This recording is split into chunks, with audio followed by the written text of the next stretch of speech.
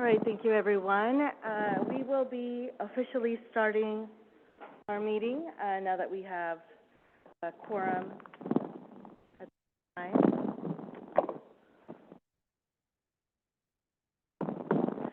Calling the special meeting of the Suisun City Council to order. Today is Thursday, November 2nd, 2023, and the time is 6:11 p.m.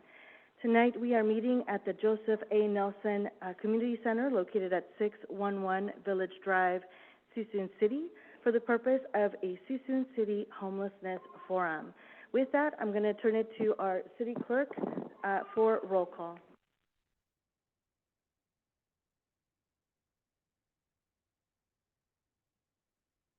Here.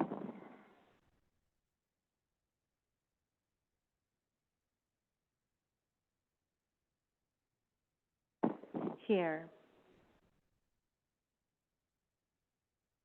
With that, I will have Councilmember Dawson lead us into a Pledge of Allegiance.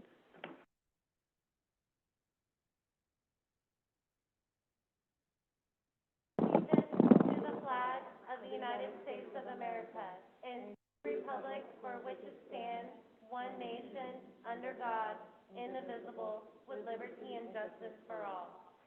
This time, those who wish to remain standing, we will just, today we just ask everyone for grace and patience as we engage in what is a very challenging and tough conversation. We do so in the best interest to lift up our community collectively and together.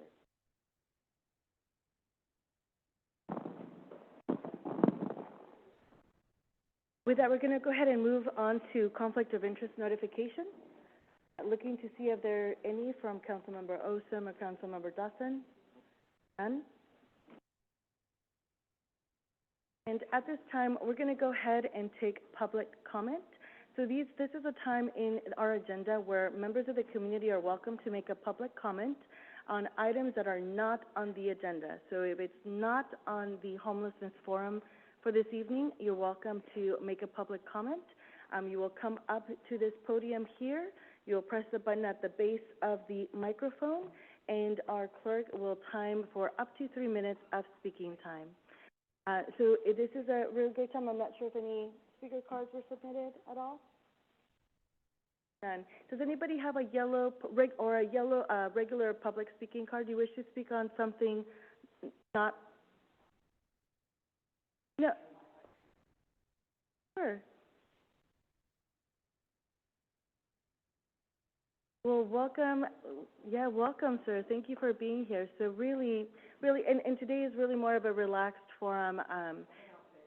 Okay. All right, sounds good. So for those who are listening online, we were just reviewing to see if anyone had a public comment for any items not on the agenda.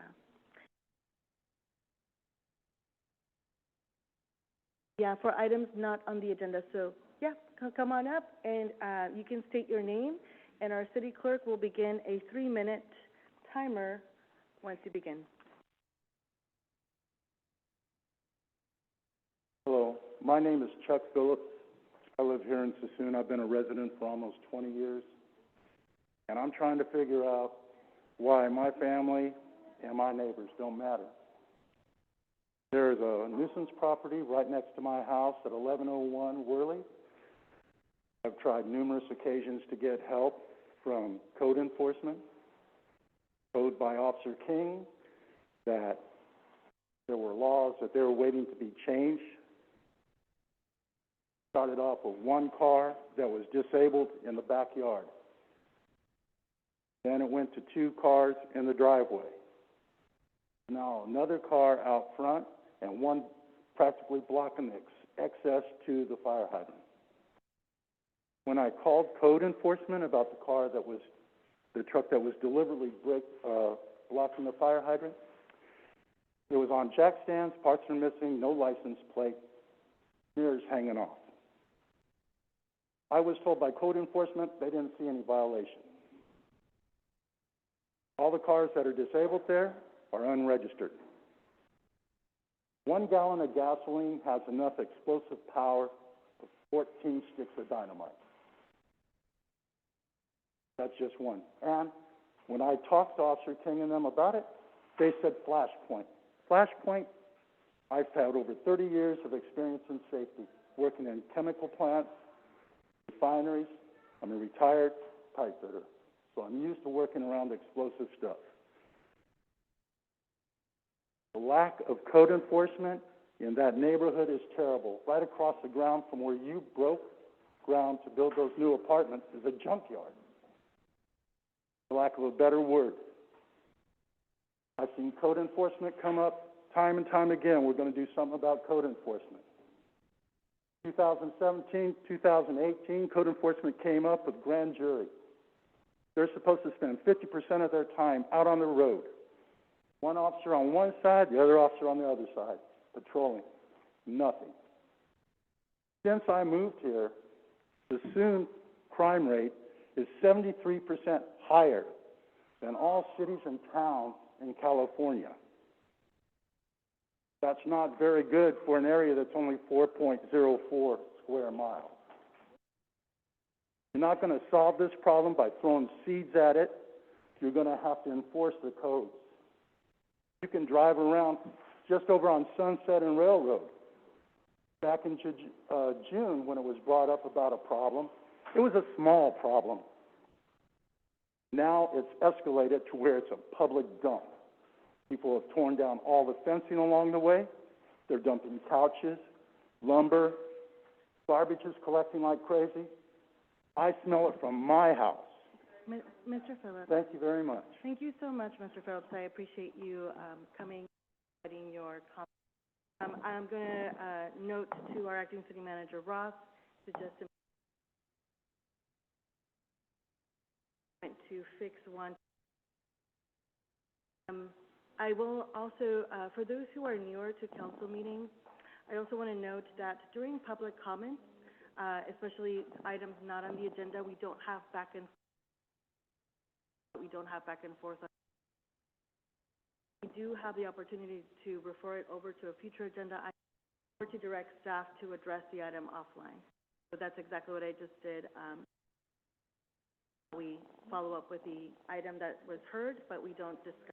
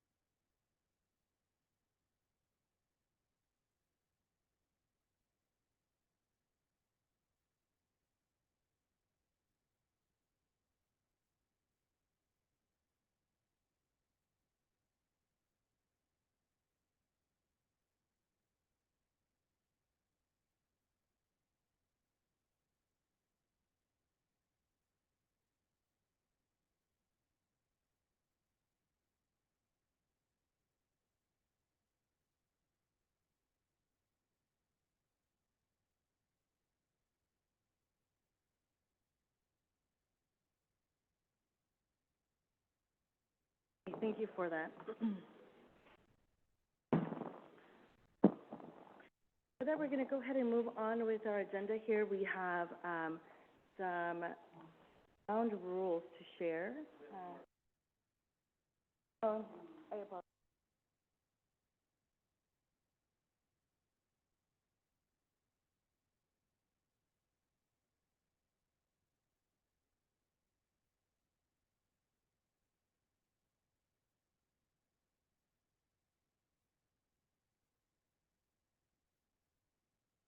Yes, if you can press the button for, there we go. Good evening. I think about on the 25th, 26th, I noticed a message on my cell phone was talking about a problem at Starbucks. In Suisun, apparently there was some kind of knife incident, and the next day, I guess the same people showed up and threatened the employees at Starbucks about nobody better say anything about the thing.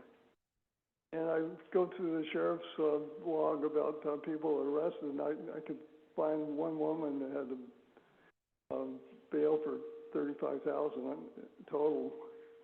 And that was the only thing I saw. But if there's that kind of thing going on, that doesn't make the public feel warm and fuzzy, I don't think, about the crime situation versus soon. And I wondered if anybody would be willing to talk about the details, because it seems to me that if that's going to be a problem, there needs to be something done about it to see that it's curtailed, because you've got people that are confronting business people in groups. That's not very good for business, and it's not very good for people that are exposed to that kind of thing. So it needs to be stopped as soon as possible.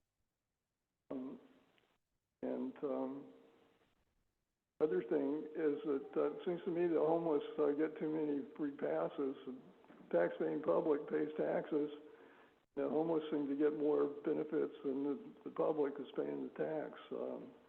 So that's something else that I think needs to be worked on, and that's about it for this time. Thank you so much. Thank you so much.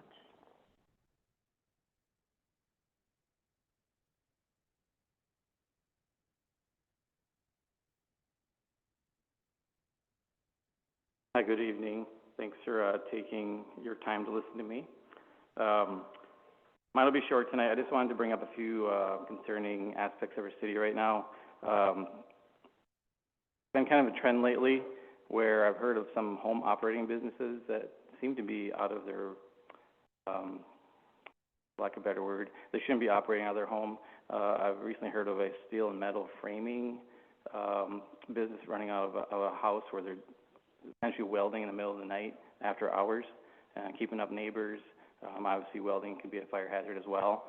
I don't have the details. I wasn't prepared for speaking tonight, so I don't have the actual addresses and streets and stuff on that one, but that one's a very big concern, business license-wise and liability. The other one I learned about tonight at a meeting was there's a washer and dryer repair shop. The guy is operating out of his home, and he has literally about 15 washers and dryers in his front yard. So the neighbors get to see that, and they get to see the trucks loading them up and taking them away. So just want to put that on the radar for our public officials. And the last one for the general public, if you're not aware and you're a homeowner in Suisun City, next week there's a public hearing that's going to be on sidewalks. So in short, if you're a homeowner, sounds like they're putting on the table that you're going to be liable for the maintenance of that sidewalk. Where right now it's the city's responsibility, and with our roads not being addressed the last how many years, it should be on the city to repair the sidewalks as well, not the residents. So I just want to put that up there. So November 7th, next week, public hearing for those frustrated like I am. Thank you. Much, Mr. Berg.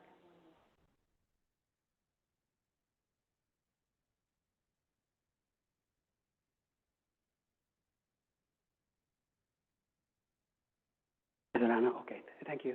I'm sorry if I'm naive about some of the issues tonight. It's the first time I've attended, so in terms, I apologize, because I appreciate the fact that the city government and all the helping agencies from the county are here at least having a forum, and it sounds like it's an ongoing in the future.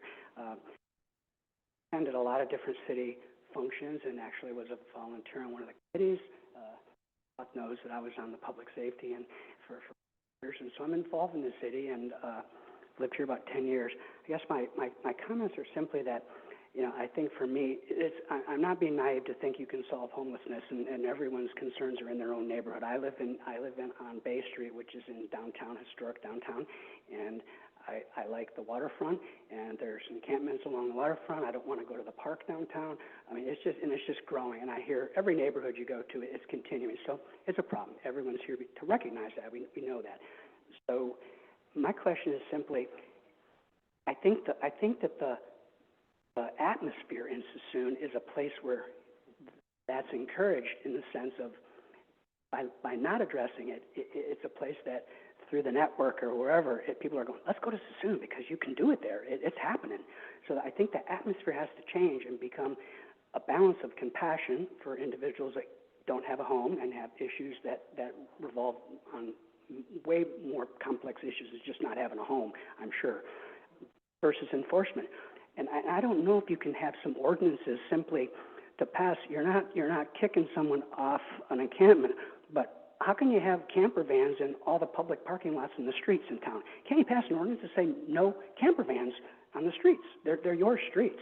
Can't you turn off the electricity to all the downtown outlets so that I don't get free electricity, but people that live on the street there do, and I assume I pay for it eventually through PG&E. So I just maybe some simple things to discourage and create an atmosphere where the word gets out, hey, Suisun isn't the place you want to be, and you still provide your compassion and helping and agencies and help relocate, but also create an atmosphere that this is not a place that'll be tolerated.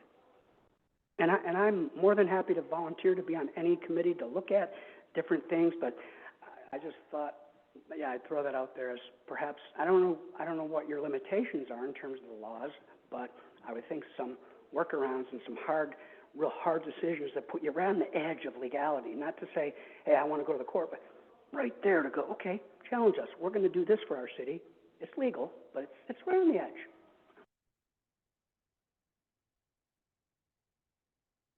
You can write me down for volunteering for any future committee or citizen advisory board or anything. I did. I put volunteer right next to your name. Don't you worry. We'll reach out. Just double checking with our city clerk for that is the last comment. So with that, I'm actually going to turn it over to our guest facilitator, Nolan Sullivan, and we'll do I apologize. We'll do this first part about ground rules first, and then you'll take off from the welcome and introduction. So we have our council members right next to me, Councilmember Dawson, Councilmember Osum. Our guest facilitator is former Vacaville council member Nolan Sullivan. Maybe you can talk to us a little about the ground rules and introduce yourself as well.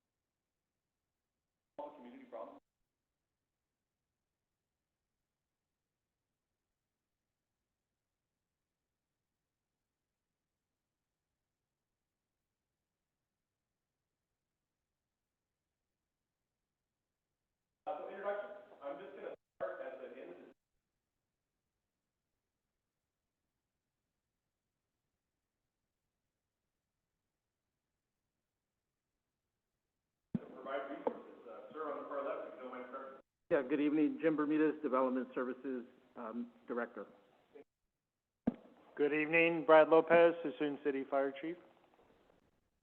Hi, I'm Dan Healy, the Acting Police Chief. Aaron Roth, Acting City Manager.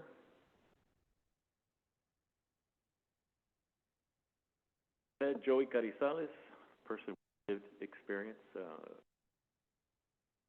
2014 through 2006. DeAndre Richard, or Dre, and I'm the Coordinated Entry System Operator for Solano County. Sarah Peters, I work in forensic mental health as a clinician. Jane Kyle with Shelter Inc.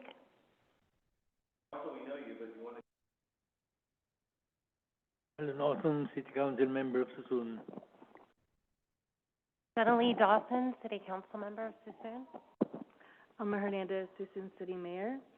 And I also want to quickly acknowledge County Supervisor Mitch Mashburn. He also represents Suisun City.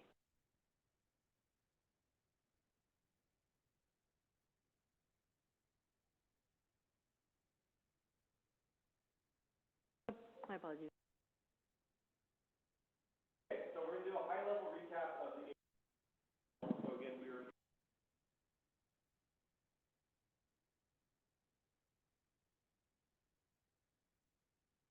Resources.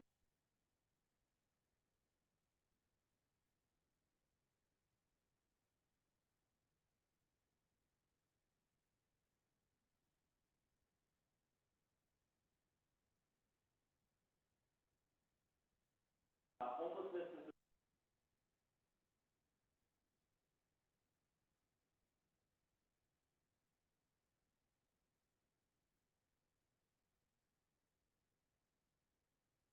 talking about some regional content.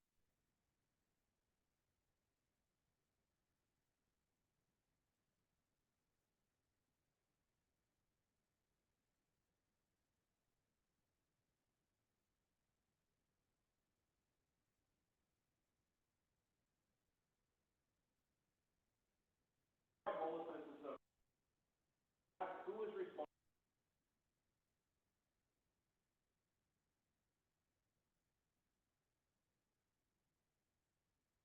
Is that your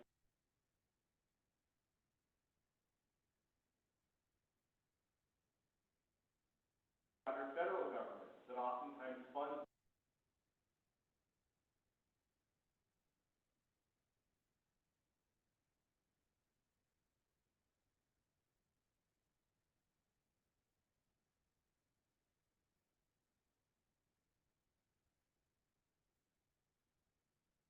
By the county. Your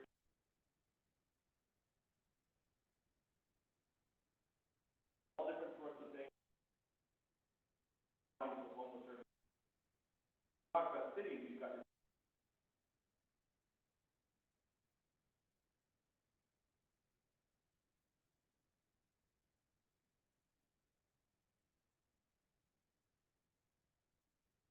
housing partners. This could be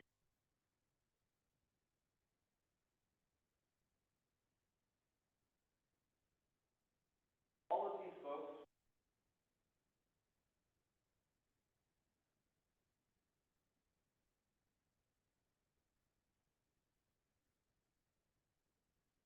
You have to coordinate all of these resources, all of these players.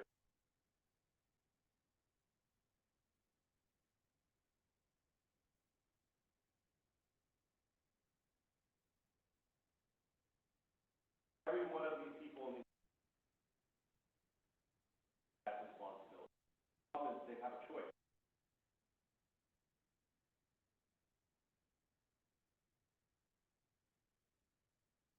It's so hard to solve. There's so many.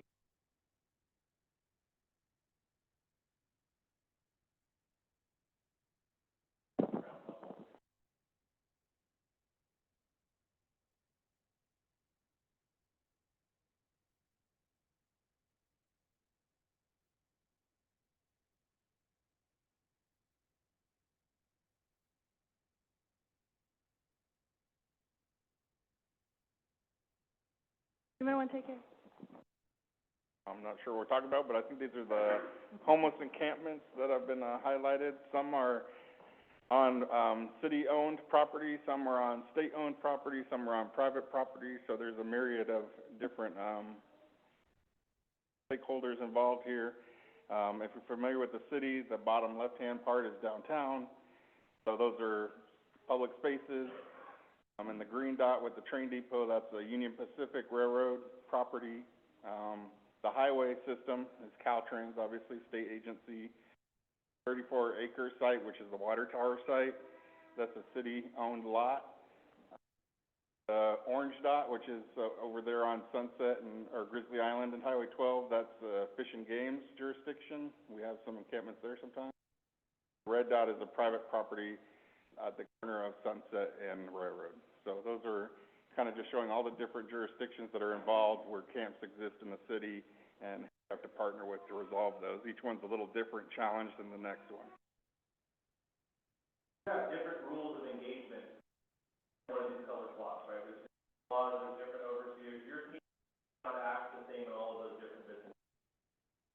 So Little Suisun City, we have 8 different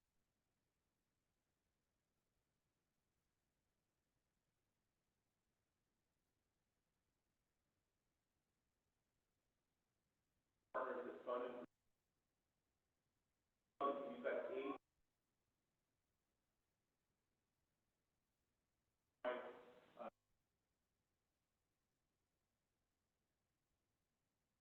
so what we do know, so I've had some conversations with what we know, just like every California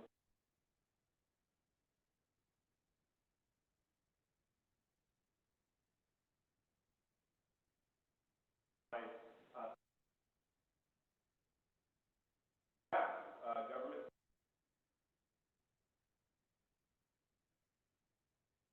about earlier in terms of code enforcement, in terms of all sorts of things with the home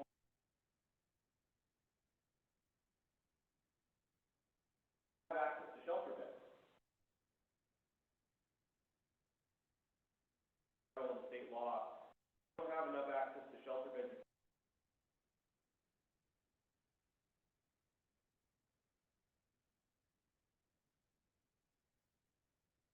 Access to enough shelter beds. We know that homeless individuals from coordinated entry, that is, and kind of sharing.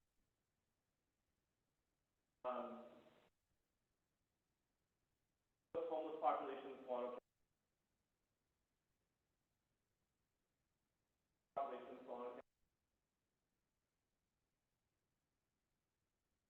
for homelessness. A lot of the HUD funding.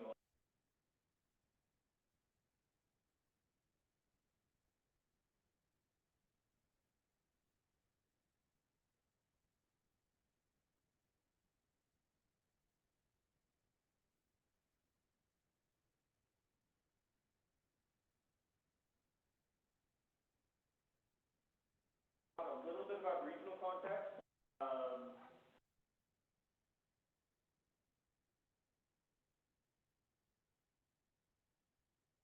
A little bit about a very complicated bubble chart.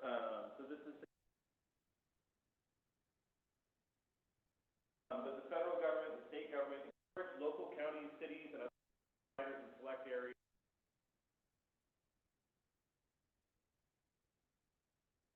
Other entities.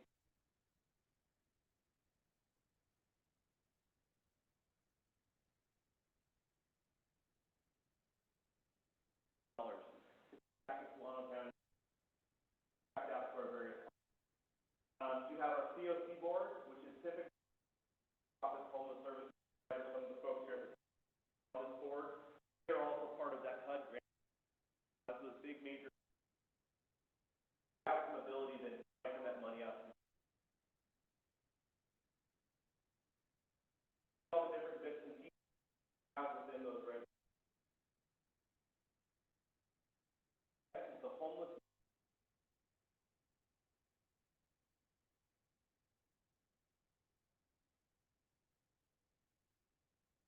Officer as a social.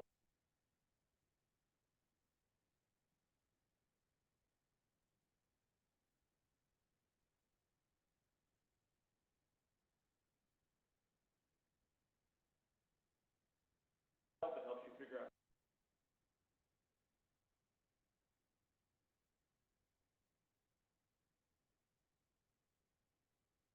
Working together.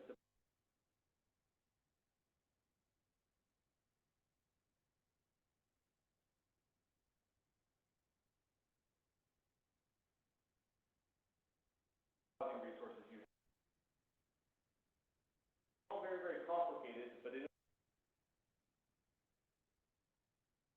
And at the very bottom of this guide, we have some limited funding, law enforcement, victim providers, your child welfare system in the county. So this is sort of a homeless ecosystem that can be very confusing, and also another reason why it's so hard for a city to on homeless.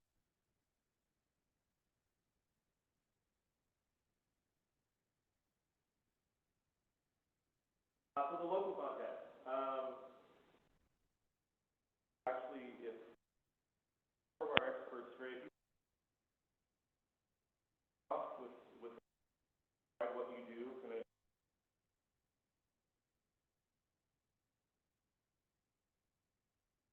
So I operate the coordinated entry system for Solano County that you've heard a lot about.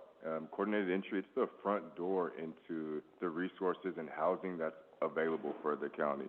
And again, it's what is available. So it's intended to be for any unhoused individual to have access to the system wherever they are at and be enrolled into the coordinated entry system. And then we match and refer those participants to housing or resources, again, that's available in the county. So it's kind of that front door approach so that the unhoused aren't going to different locations and looking for those services. They can access the coordinated entry system from where they're at and then be enrolled in the system to be able to be matched to resources, again, that are available.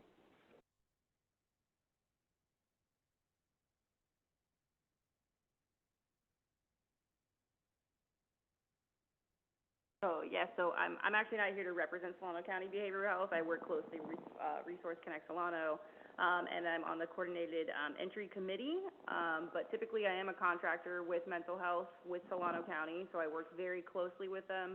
And I specialize with individuals that are maybe coming out of custody and have mental health, or maybe they're competency restoration from the Department of State Hospitals. So those individuals that would be released into our community without any supports, housing, vocational, anything that we can think of that we're talking about tonight, that's where part of my team in the county comes in to kind of buffer that. And so I do work very closely with Resource Connect a lot.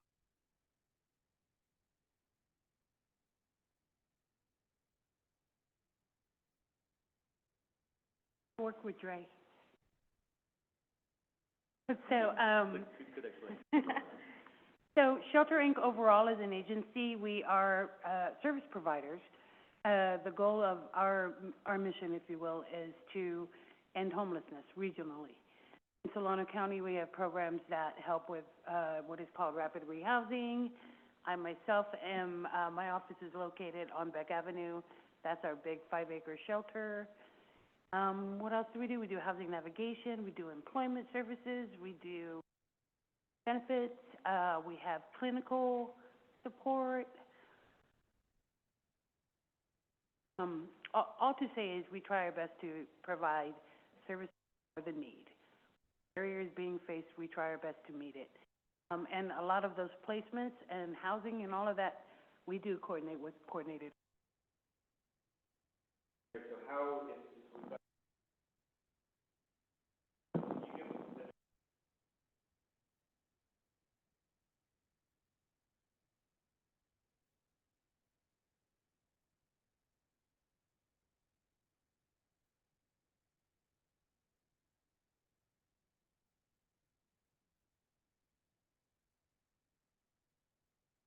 Andre, several avenues of getting into the shelter. I think Lee and City Manager Rock can attest that all they have to do is pick up the phone. If someone's willing to come in, we most certainly would hope come in and get all their needs met.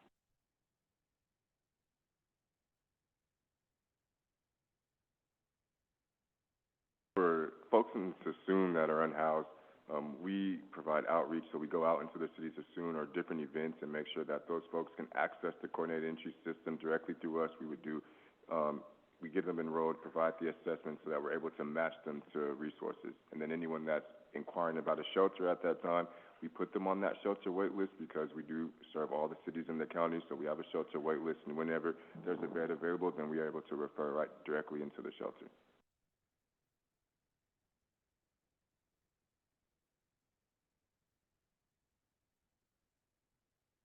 you were asking about, some city legalities and things of that sort. I think we're gonna have some.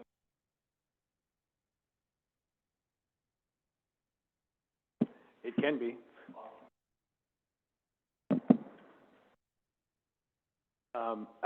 Really quickly, we do have our city attorney, Elena Durley, on the line. Or, Elena, can you speak to any of the legality portion of it, or do you want me to take that? What specifically did you want me to address? I missed, everything the gentleman said, who's standing because of mic issues. So if there's a specific question, I'm happy to address it, or you can as well. You know it as well as I do. I'll just go over it really quickly. So, just speaking to the slide really quick, I think one of the big, impactful, issues that we run across with the city as far as just with the, enforcing our camping ordinances. We do have an ordinance that is related to sleeping in a vehicle on a city street, but all of these issues attached to the Boise, Martin case, from the Ninth Circuit Supreme Court. So it does, put us in a position before we can enforce any of the ordinances that we actually have in place. We need to ensure that we have a non-denominational shelter bed available for that person. So if we do have access to a shelter bed in the evening or during the time that we're trying to address an encampment issue or a violation of our ordinance, we do have the shelter bed, we can enforce that. If we don't have a shelter bed available or we cannot access the shelter, we actually cannot conduct any enforcement, because that case essentially makes it illegal to criminalize any aspect of being homeless. That case is potentially going to be heard by the Supreme Court. There could be more information on that, but until it's heard by the Supreme Court, that is one of the cases that we're bound by in the Ninth Circuit, because they do cover the state of California. I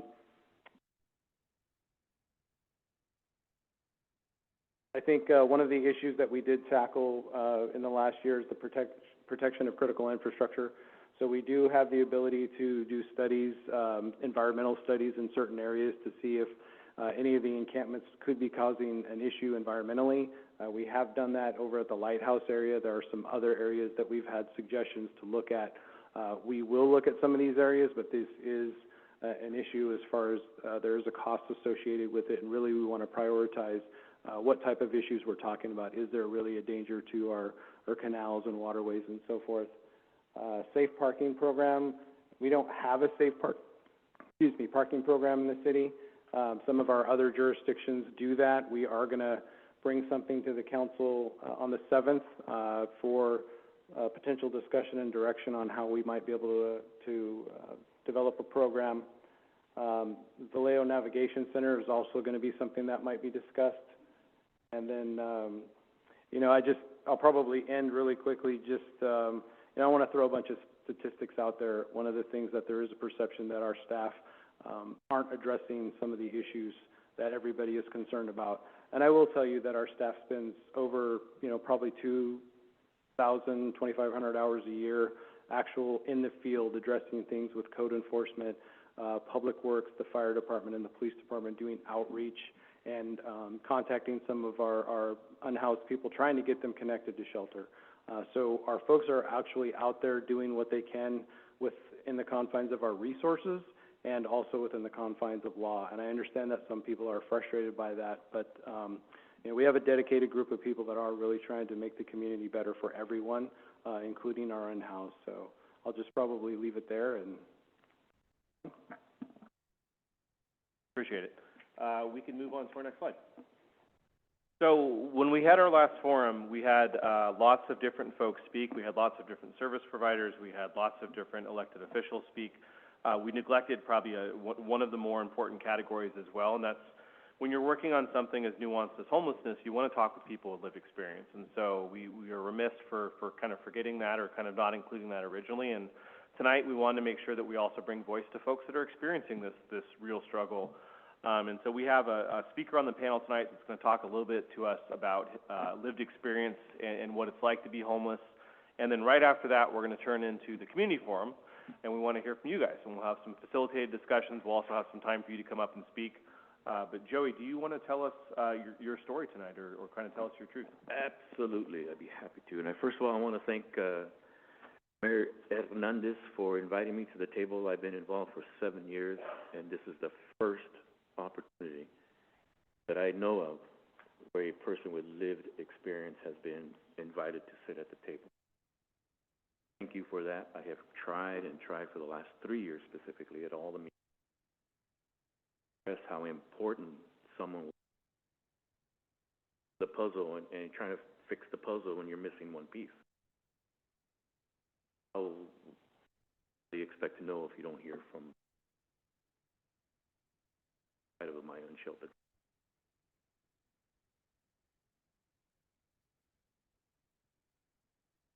I became homeless, unsheltered, April 26, 2014 through March 1st, 2006. During that time, I experienced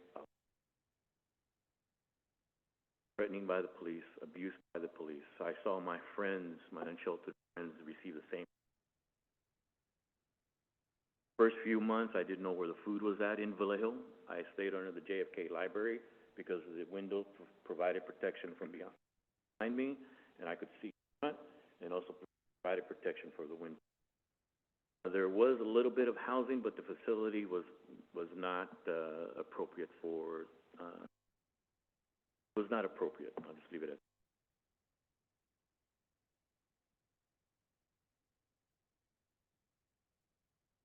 First 4 or 5 days that I was homeless, I didn't know, unsheltered, I didn't know where the food was. I didn't eat. Took a bird bath at the waterfront. It opened at 5:30 in the morning. I did my very best to be the first one there so I can use it. I promise you, in those 2 years, nobody would have known because I cleaned up the, so to speak, a fish out of it.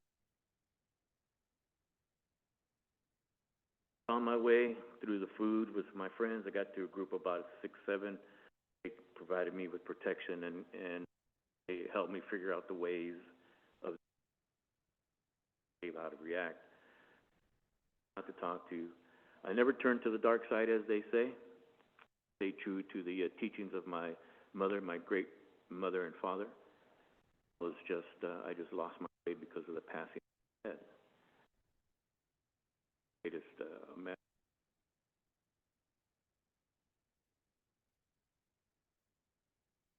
But I lost my way. Lost my job. I got in a car accident, lost my car. I slept in my apartment for 3 weeks. Didn't go to work. I lost my.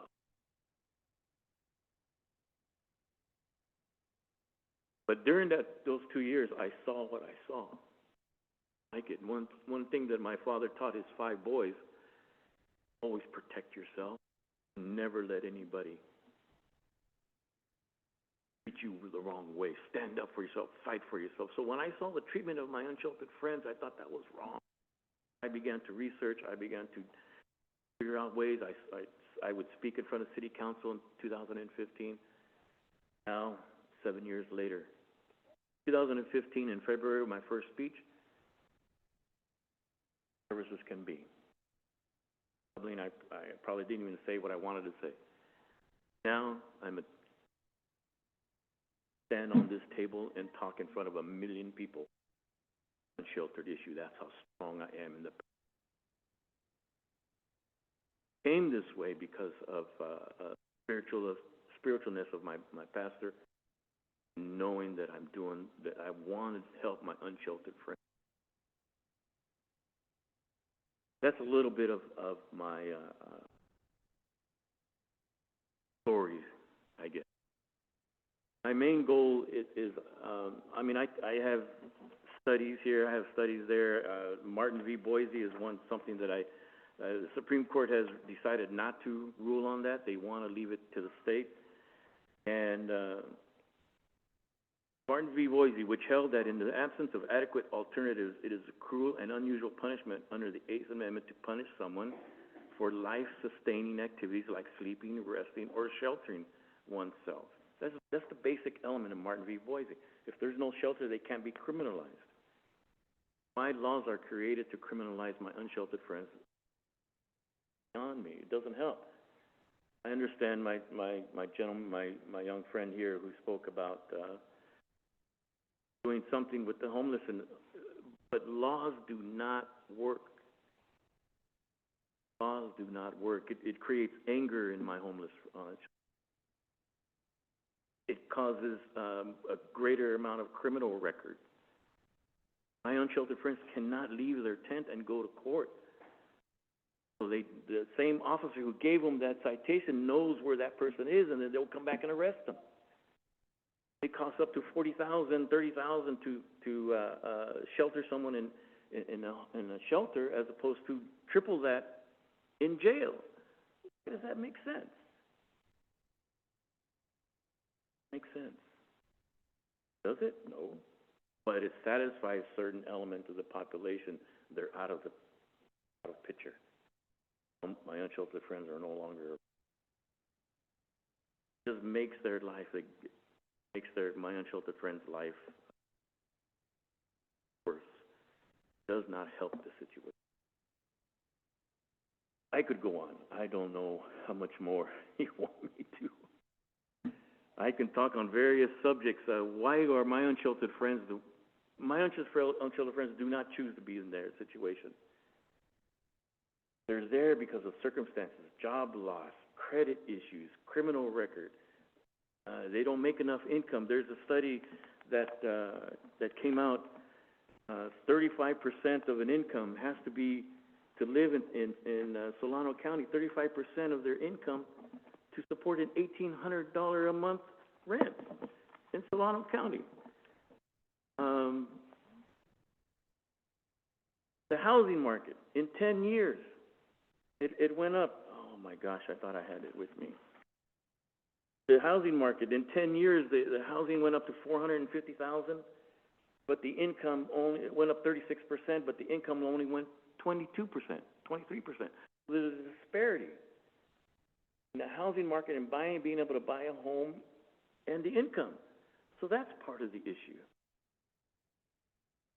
That's part of the issue. There's of course, there's many issues. What can cities do to help my unsheltered friends? Well, they could develop policy and build housing. They can develop policy to build a safe place. They can, instead of taking the RVs of my unsheltered friends, maybe they can help them fix their RV so they can move. They can fix their tags, registration, the engine, so that they can be able to drive somewhere other than what the spot is, instead of just taking it, towing it away. As an example, one quick example. In Vallejo, where I was arrested by the Vallejo Police Department, they took away an RV of a family of 6. That same family, 2 to 10 years of age, grandmother and mother, they now live in that same spot under a tent. Helping my friends, but the infinite wisdom of the police department decided to arrest me. I suffered a mild heart attack. I had to stay in hospital 3 days as a result of that. But why is that done? Not going to help the same family. Still there. Sure, their car is unregistered. Help them fix it. Sure, the engine don't work. Help them fix it. Instead of just taking their RV, letting them go through this winter. The number one reason is out there, as far as my studies, my research has shown, is basic housing.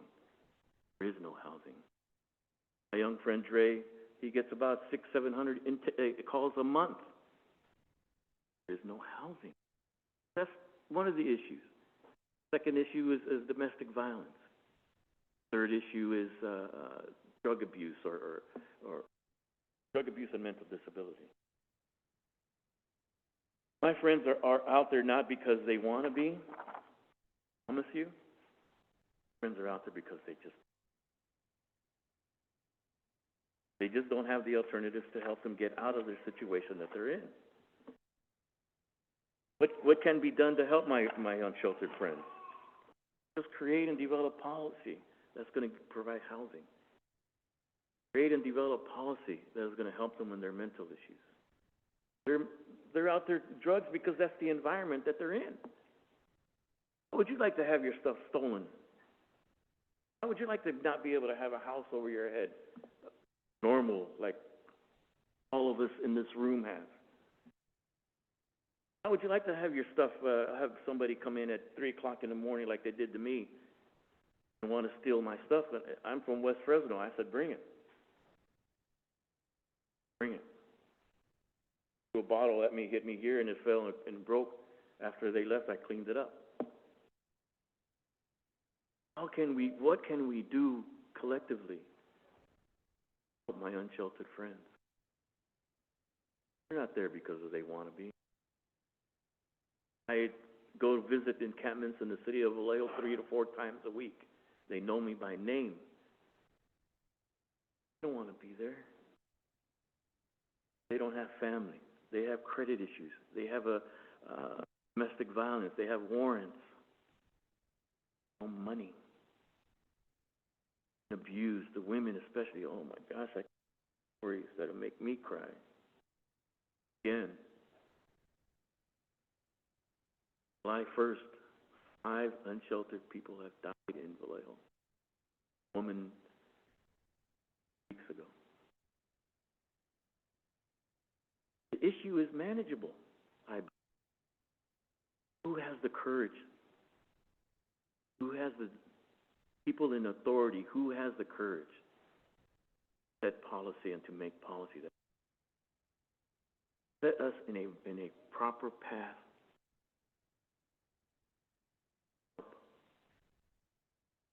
Who's willing to do that? This is the first time in my 7 years I've had an opportunity to say what I say, and I could talk for hours.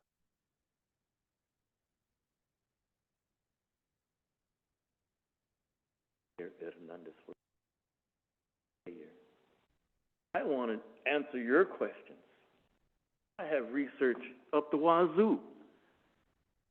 I have research everywhere. Des Moines study, NYU study, the most recent, the Berkeley study, criminalization of homelessness. I've got that. I want to know your questions. First step to helping is, how can I help you? We are human beings. I didn't come from Mars. I was born and raised in Fresno. So I'm ready. I'm available. I don't know. Guys, you just know what you want to know, and I'll do my best.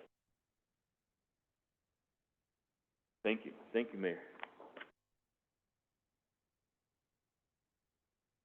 Joey, thank you so much for your testimony and the words. We appreciate it, and it leads us right into our next section here, and we're going to keep the time rolling. Very powerful words. We're going to do Q&A, and so the primary purpose tonight is to hear from folks and really hear from you directly. So we're going to do something kind of creative. We're actually going to put the council to work a little bit. Council, you are going to go pick a table. And we're actually going to have staff do the same because we have more tables than we have peeps. And so we're going to have one represent. Joe, you want to grab a table too? Yes, sir.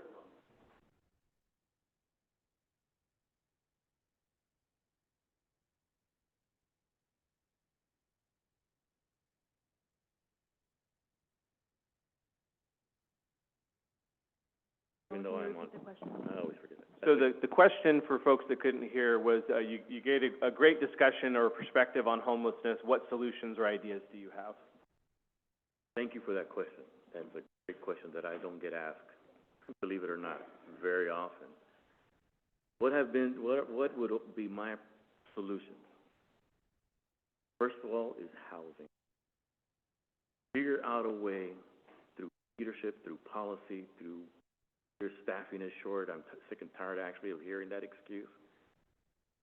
Figure out a way to create and develop housing that is going to fit the needs of those in the encampment. There are several housing as permanent supportive housing. That is like what I would term as a perfect, all the documentation. Those who are encampments do not do in prison, they do their sweeps, away everything. Like I said, I was arrested because I was trying to avoid. So they say they don't. You won't admit it because it doesn't. Housing. Create and develop an outreach team, a viable outreach team. I am connected to an outreach team. First, we have served up to 80, 85 people. I have 7 people on my team. Each of us has more than 20 people. Figure out their needs and we handle them. In this since June. Outreach team who really are there. Mental health team. Keep the police force out of it. They should be out there speeding people, catching speeders. Their 2 main duties is to enforce the law and enforce the law and investigate. That's all they really need to do. Have a competent, viable mental health team who is committed, a good outreach team. Will support my outreach team there 3, 4, 5 times a day. A week. Unsheltered individuals. Housing policy to help with that. Housing, a good outreach team like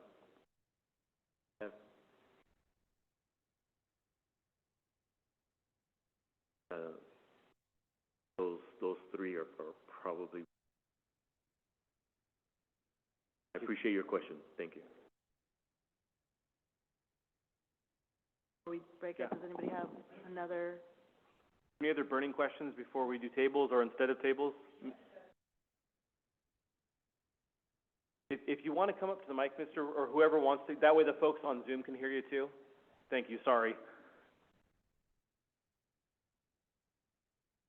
I appreciated your perspective and hearing that, and it made me make some notes. And I think I've had like a mind change about some of my perspectives as well, just on listening to you, and it could affect the way I engage future. But I just have a simple question.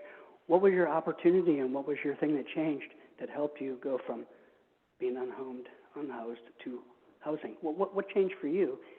And how did it come about? And is that possible for other people, or are you unique? Thank you. I get that question all the time. Basically, I was just a fish out of water. Only 3 people in the world knew. Best friend David, sister-in-law in Fresno, Margot, and my young friend Will, who's working at this staff member. So what got me out was realizing that I was a fish out of water. That it was time for me to build my life, to get back. My daughter needed me. I only have 1 child, so she needs me. Because of the pride in me. Best friend David knew because he'd help me in the room for me every once in a while, 3 places, and he'd give me money. So what got me out, I went to visit, I was a car salesman for 10, 12 years before this episode. Best friend, my good friend, Jose, owns a car dealership in Sacramento. December, I went 1 year before March, and he just asked me, what's going on in your life? So I paused,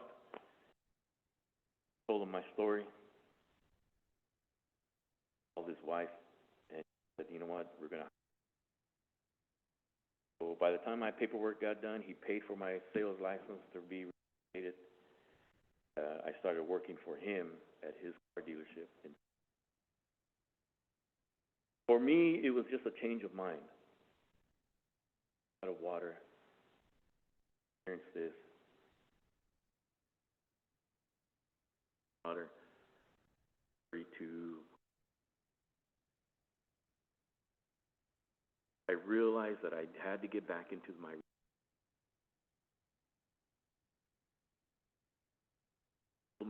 good friend Jose, the car dealership, started working for him in that. Then I stayed within my unsheltered population. I do the research that I do. Now able to stay here or stand on the table or stand on the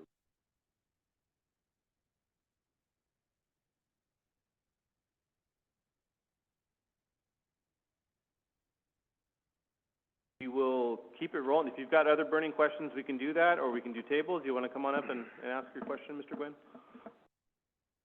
And you could ask the whole panel. So you've got the police department, you've got the council, so whoever you want to ask your question. Okay, housing is a commodity that's different price in different neighborhoods. Like Beverly Hills is a lot more expensive neighborhood than Suisun City.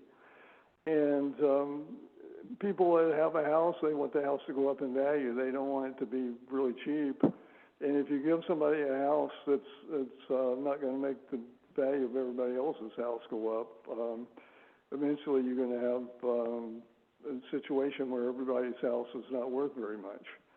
And instead of asking for a house or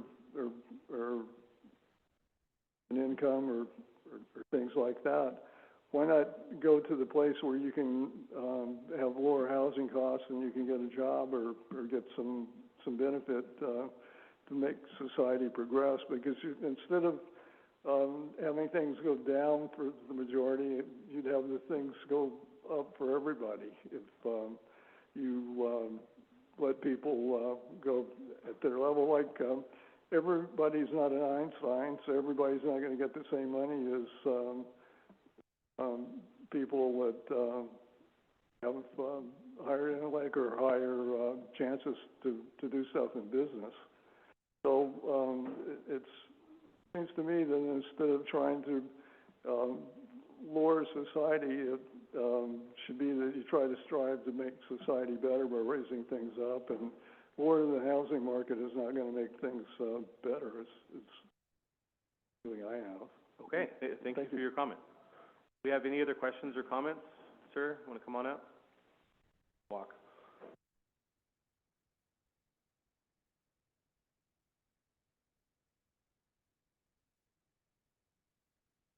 First of all, I'd like to say I'm sorry for your loss of your father. I could see he meant a lot to you, and everything, and the experiences you go through is a big learning process.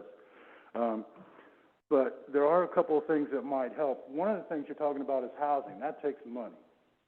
And Suisun's very small. We got 4.04 square miles. So the best way to raise up money here would be with property value. And the way property value gets is everybody keeps their houses up to code. Property values increase, taxes increase, we get more income. That's one way to possibly help it. And if the money did come, I mean, that would be great for these people. But on the other hand, as a homeowner, what worries me is these encampments where they tore down all the fencing along the way. Now the whole community is using it as a dump over there at Railroad and Sunset. Maybe we could come to some sort of arrangement with the people that are living there now to put back up the fencing that got tore down. And maybe, I don't know, it might be smart to put some dumpsters over there and only let those people in and out for a while. Or put them in another area over by the water towers where there's a large area where they're back away from any residents and you don't have to worry about them. Those are just some of the possible solutions. I'm not one to try and solve this or anything, but I know if that homeless encampment stays there and the garbage keeps piling up, we're going to get lots of rats. And a lot of other things. There's already a lot of feral cats and everything there. So, I mean, that's all I'm saying. I have seen, I appreciate your comments. I have seen citizens of Vallejo dump their trash in front of an encampment, and the reason why, because my unsheltered friends are blamed for that. All of us in this room have our own garbage cans that are picked up. All I'm saying is there's a lot of... My unsheltered friends are not given that opportunity. So that's fine. The general public will drop their garbage. They will drop their refrigerators. They will drop their couches. I have seen it. Yes. I can't stop that person, that man Not takes every out of his truck. But my point in saying that is that my unsheltered friends, that's part of the belief, the assumption. Not them who do. My unsheltered friends want to live peacefully. But if the general public would not drop their stuff there and throw it away properly, if they're too lazy, they don't want to do it, and it makes it easy for them, they're the ones who should be told not to do that. Why is that I'll listen to what you have to say, sir. I mean, but what I'm saying is I'm agreeing with you. All that garbage over there is not from the people that are living in the tents. However, the people that are living in the tents tore down all the fencing, which or somebody did, if it wasn't them, and tore down the fencing and made the assessment easier for everybody to come in. And it was just a coincidence that after the June meeting, when it was stated that it would be taken up in July, it was the State of the City meeting, I believe, that it would be taken up in July. It was after that all the fencing started getting torn down, all these people started getting moved in. But the main thing isn't who threw the trash there or anything, but or even tore down the fence. The fence needs to get up to keep people from dumping their sofas and their other things from other places. Something's going to have to be done with that garbage because there's a lot of it, and it doesn't take long for mice and rats to multiply. In order to that, you're going to have a lot of trouble. Thank you. I appreciate that comment, but there's always 2 points of view and 2 truths. Like, there are individuals that have illegal dumping that happen in, and then there are individuals that are in front of their encampments putting it. That's also true. So there's 2 things to solve here. But I want to quickly ask, I don't know if it's Elena who can give a quick, I know that the property on Railroad and Sunset is really what most people are really referring to with all the illegal dumping and trash. Not sure who can kind of give a quick update on some. Elena, are you on the line? I am.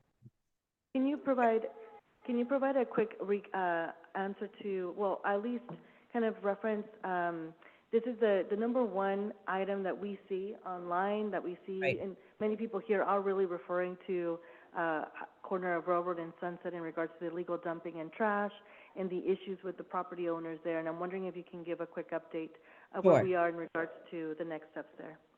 Yeah, so they've agreed to clean up the property and fence it.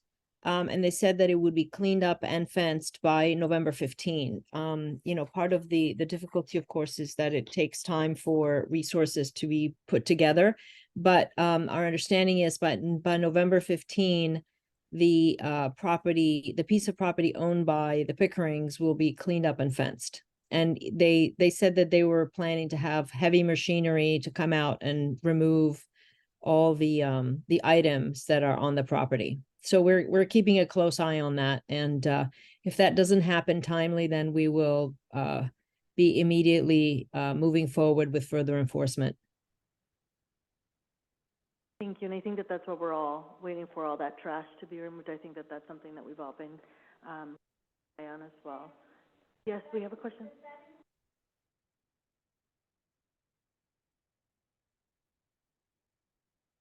The question is, does that include the area by the railroad?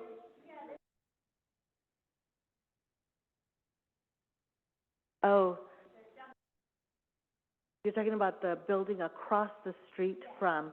So there is a property there right across the street from the Pickering property that also gets some dumping done. And I mean, sometimes I see a mattress out there. Occasionally it'll be picked up, but that's one common thing that I do see dumped in that location. That location is separate than the Pickering. I'm just confirming, correct? Elena? Yeah, that's not part of the same property. That is not a matter that has been forwarded to our office. But yes, if it's across the street, it's a different property. So I'm wondering if someone on our it looks like our development director can address that question. Yeah, that particular property is part of a sales transaction that will eventually be one of the city's fence areas. It's in the process of being purchased by a property by that development group to have a dispensary there. They're working on an agreement to transfer the property, and the current property owner has been informed about that particular trash and the deposit of junk that's occurring.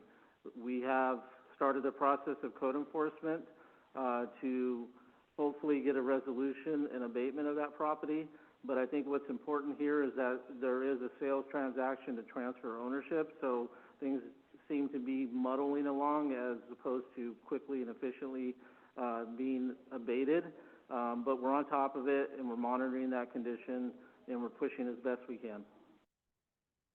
Thank you. Sir, you've...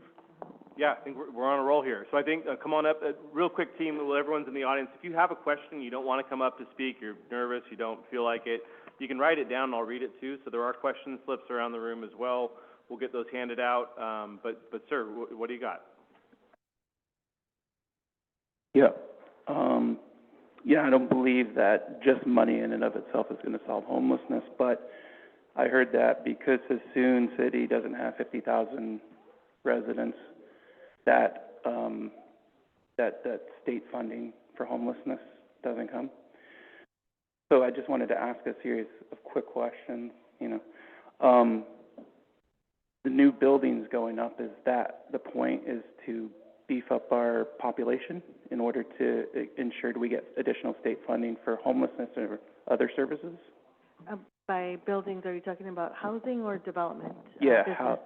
Like housing, like the apartment complexes and things like that. We have quite a few different projects up. Some are just regular market rate homes. One is a luxury apartment off of Highway 12. The Blossom apartments are also market rate, so we only have one affordable new structure, which is right next to ARCO. It is to help address the housing shortage that we see, and we've diversified.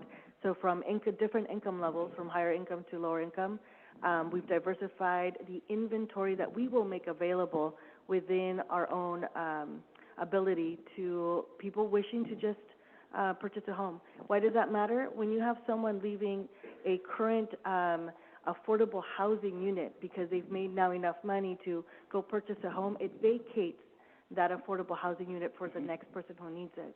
So when we're going from transitional to permanent housing, that's one route as well. So some of those apartments are like low income. Yes, Section 8 Okay. housing. And then have you or any of your council members gone to the state and said, can we please change the law so we can get funding for homelessness? Well, we're right now, and Supervisor Mashburn, I don't know if you wish to. Okay, perfect. Yes. Yeah, 100%. But there is a new bond measure that BAFA Bay Area Housing Financing that is going to be placed on the 2024 ballot. That's for the 9 Bay Area counties. If that measure passes, it will allow for monies to come to our local communities to be able to facilitate this process for the housing market. Okay. And I'll just throw a really wild idea out, so don't laugh at me, but what if you were to, and it's not just up to you, but what if we were to pursue a municipal annexation with Fairfield and just have Fairfield absorb our small little town? That's a big one out there since we're two different municipalities, and it would take your constituents to say that they don't want to be Suisun residents anymore. But one of the things we are trying to do to address the revenue piece is the development. So you'll see Tractor Supply went up, for example, and that will be opening soon. We have development in the pipeline. We have a logistics center towards Cordelia, that area, Highway 12 towards Cordelia. These are projects to help bring in the revenues that we will need for to the be able police to, and the fire department and all the other stuff that we say we don't really have anything in the budget for. Exactly, Right, yeah. but Measure S is really, and it is a great opportunity to raise awareness about what current mechanism we do have, which is Measure S. So Measure S funding goes to cover the cost for our fire personnel, for example, in our public safety.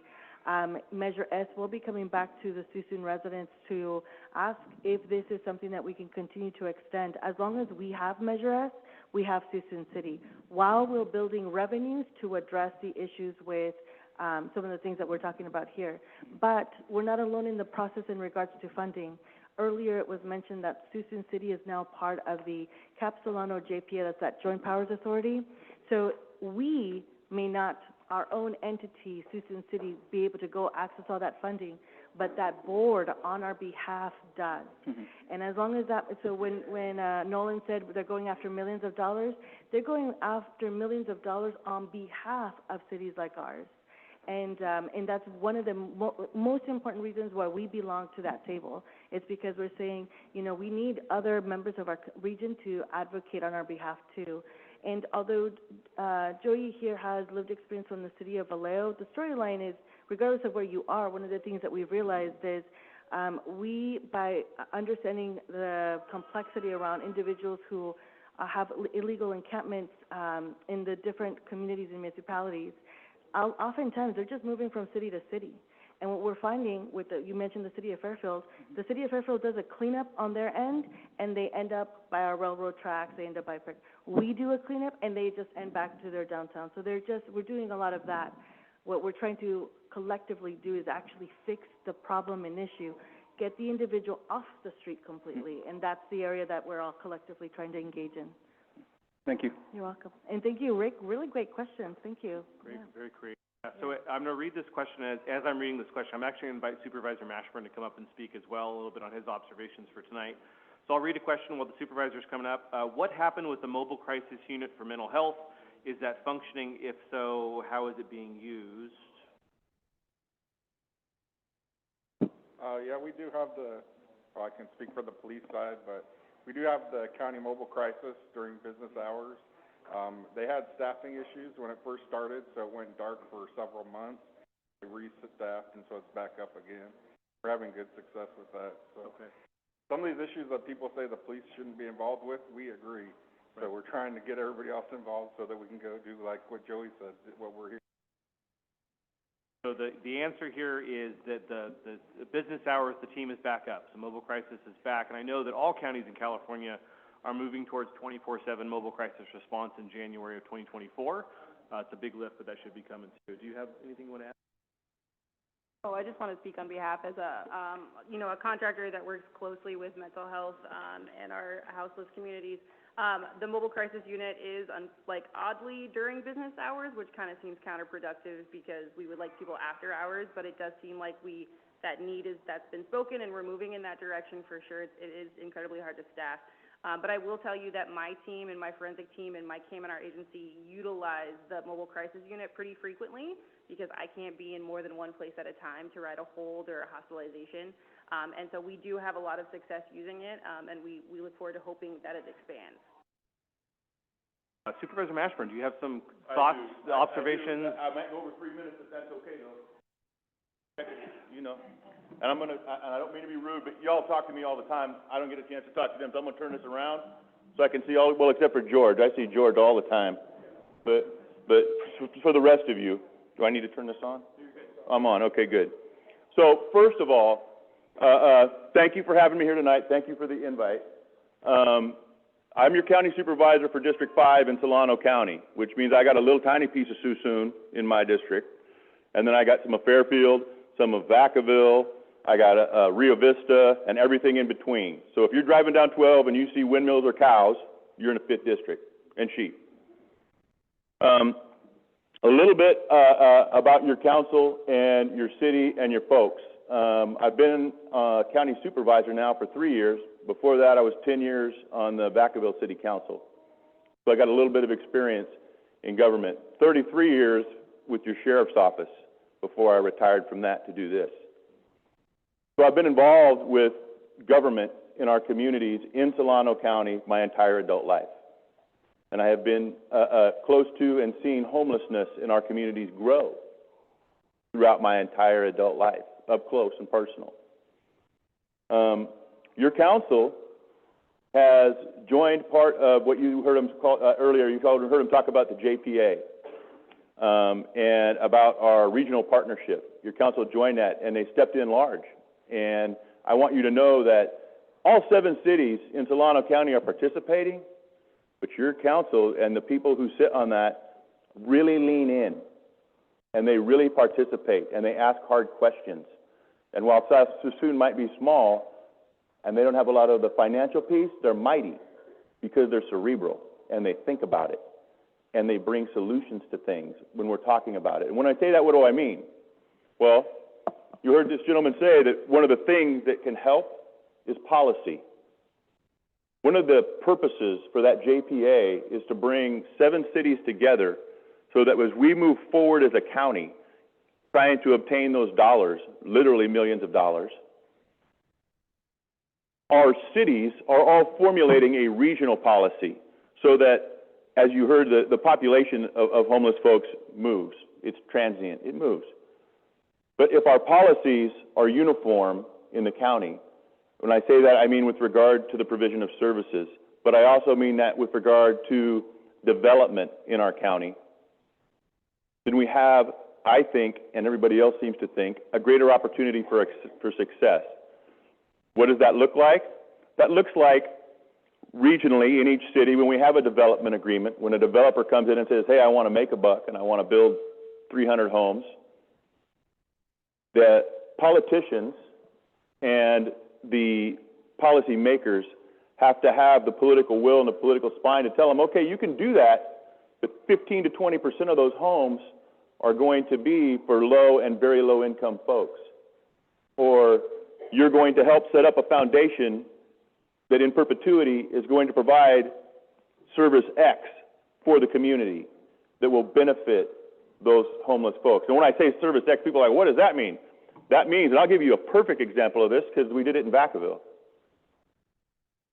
When the garbage company comes to your city and says, we want to provide service to the city of Suisun, the city of Suisun enters into what's called a franchise agreement with that group and says, if you want to do business in our city, you have to do X for the citizens and you have to pay X to the community, almost like a tax. If that means that they have to provide the dumpsters up at the far end of town so that that trash has somewhere to go besides out in the bushes and out on the side of the curb, then you make that part of the franchise agreement, and that is a policy decision. That is one of the reasons that that JPA was formed, because now, when we talk about accountability, the people who are elected and answer to the people are responsible and can be held responsible to make sure that those things happen. Now, I'll get off of that piece, and I'll get on to the piece we talked about when we were talking about money and funding. When we talked about money and funding, you heard the mayor talk about BAFA, the Bay Area Housing and Finance Commission. They're putting a bond on the ballot, and what that bond will do is to provide somewhere between, it'll depend upon the size of the bond and the methodology for its disbursement, but it'll be somewhere between $260 and $420 million to Solano County. Those monies, 65% of those monies have to be used, are designated to be used for housing specifically. That means stick-built, that means inventory, that means a place for people who are low or very low income to live. That money will be directed through the Board of Supervisors, and I can't say for sure because it takes more than one vote. It takes 3 votes at the board level. But that money, in all probability, would be directed through the JPA. And what are we going to use that for? Well, an example would be what the Board of Supervisors did when we had our ARPA money. You guys remember the money that was passed out by the federal administration, ARPA, that came to us. $4 million of that went to housing in Vallejo to help with the low and very low income projects. There were 2 projects that just couldn't quite make it over the line. The county gave them just enough to get those projects done, and it created over 100 beds, 100 places for people to live. City of Fairfield, money was given to the city of Fairfield for 2 projects. Both of those projects were floundering a little bit, hadn't quite gotten where they needed to be. Now those projects are going to be complete, and there's going to be houses and places, apartments for people to live who were previously didn't have that. And with that, I'd like to talk about some of the realities of the landscape of homelessness, and then I'll let this go and you guys can ask some more questions, or if you have any questions of me. So you're going to hear a little bit of talk tonight about what we call a fit count, point in time count. That's where one day out of the year, one day, a bunch of volunteers go out and they look in every park, they look along the railroad tracks, they look under the bridges, everywhere they can possibly think of that there's an encampment or somebody staying, and they count the folks that are out there that they believe to be homeless. And in Solano County, I think we're somewhere right over 1,100 in the pit count right now. But I want to share with you that if you talk to the people who are really out there and who really know, if you went and asked Jerry Huber, who is our Director of Health and Social Services, Nolan's counterpart, for Solano County, he'll tell you that that number is not even close, because that doesn't capture the people who are couch surfing and staying at their friends in their apartments. It doesn't count the kids who are moving around between their relatives and staying 2 weeks here and 2 weeks there. It doesn't count the families living in their cars out at the park and ride who move on an almost daily basis or actually drive into work. It doesn't count any of those folks. And in reality, at the county level, we also have to look at the folks who are what we call near homeless. And when I say that, what do I mean? Those are folks who are at 30% of our median income or less in Solano County. Our median income is $84,000. And they're 30% of that or less. And if you count those folks who are one paycheck, who are one illness, who are one bad incident at their family level from being homeless, man, that number goes from 1,100 people to almost 10,000 people in this county. So think about that exponentially if you took that across the state of California, the potential number of people who could be homeless and who need help and who need assistance and sometimes just need that little bridge, that little gap to make sure they don't end up on the street and end up homeless. That's where we have to focus. That's what we need to work on in our county.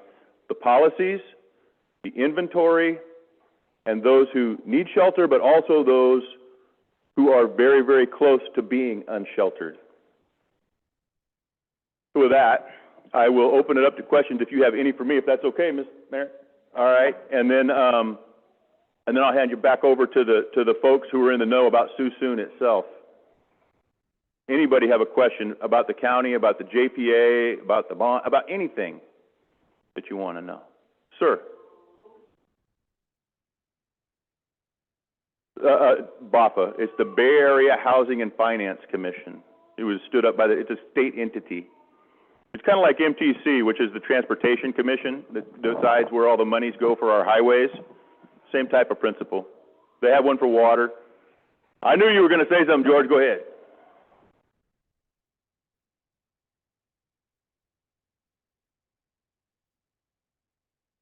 Sir, yes, sir. Not just people, but businesses, anybody. That's the proposal right now.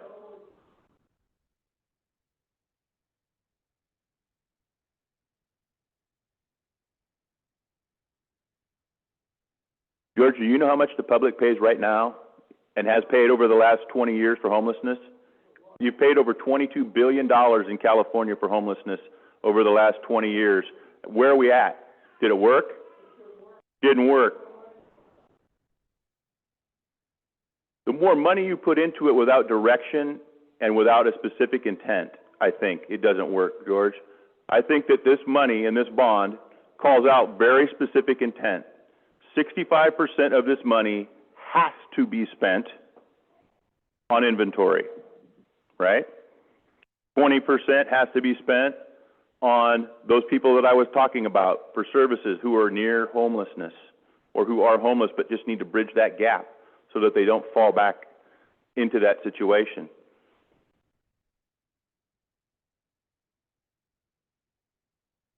There will be programs that will be created locally, and there are programs that are local right now, George.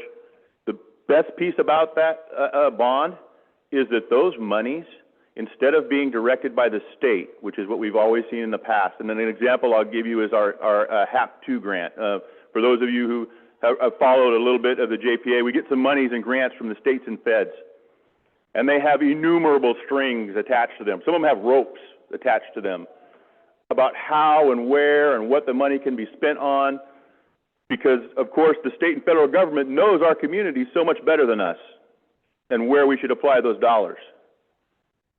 These dollars that we're talking about in this bond come directly to the local government, and the local government has the authority to say exactly where they go. And you're like, oh, well, yeah, but the local government's the local government. The local government, as I said before, are the people who answer to the people, George. I see you every other Tuesday. You get to come up and tell me at that mic exactly what you think, right? You can't do that at the state. They'll kick you out or arrest you if you go up there and grab a mic. You can't do that with the feds. Right. Well, you can come to the county and you'll be able to talk about that money. And you can hold me accountable at the ballot box if it doesn't turn out. That's what votes are for. That's what you do, right? All right. Sir.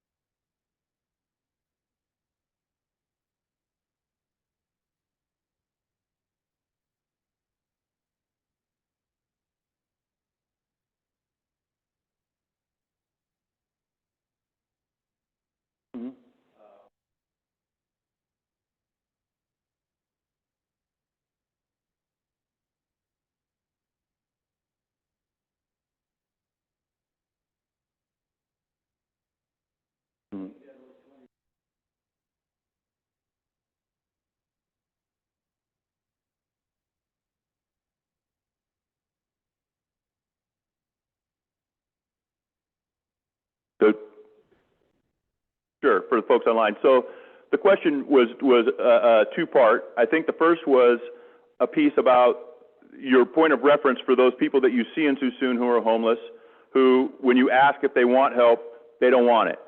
And then the second piece was that through Shelter Solano, there were a certain amount of available beds, many of which went vacant. And what are we doing to try and make sure those are full? Right? Did I get it? All right. So let me answer I'm going to answer the back one first, and future housing. So I'm going to answer the second one first. So right now we are working with Shelter Inc. to come up with some methodology and a plan to regionalize the beds, because that didn't just happen to Suisun. That happened to Suisun, and that happened to Vacaville, and that happened to Vallejo, and it happened to the county. Because of the Boise decision that you heard spoken of earlier, each municipality had to keep a certain amount of beds available so that when their law enforcement encountered people and needed to have them move, they had the ability to offer them a space. We are in the process of trying to find a way, a methodology of regionalizing that as well, so that we have one set of beds for everybody that we all have access to, so that Dre can adequately house them and make sure that every single one of those beds is used as it should be. That's the first part. The second part, I'm going to draw on that 33 years of sheriffing I talked about before. When people, and sir, with lived experience, this is something you can speak to as well.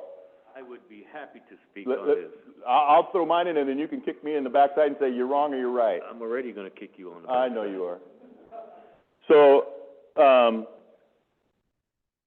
when folks are in a situation where they are unsheltered, there's not a lot of trust. You heard this gentleman talk about the abuse that occurs. You heard him talk about having to sit in a library so that he can see but be protected.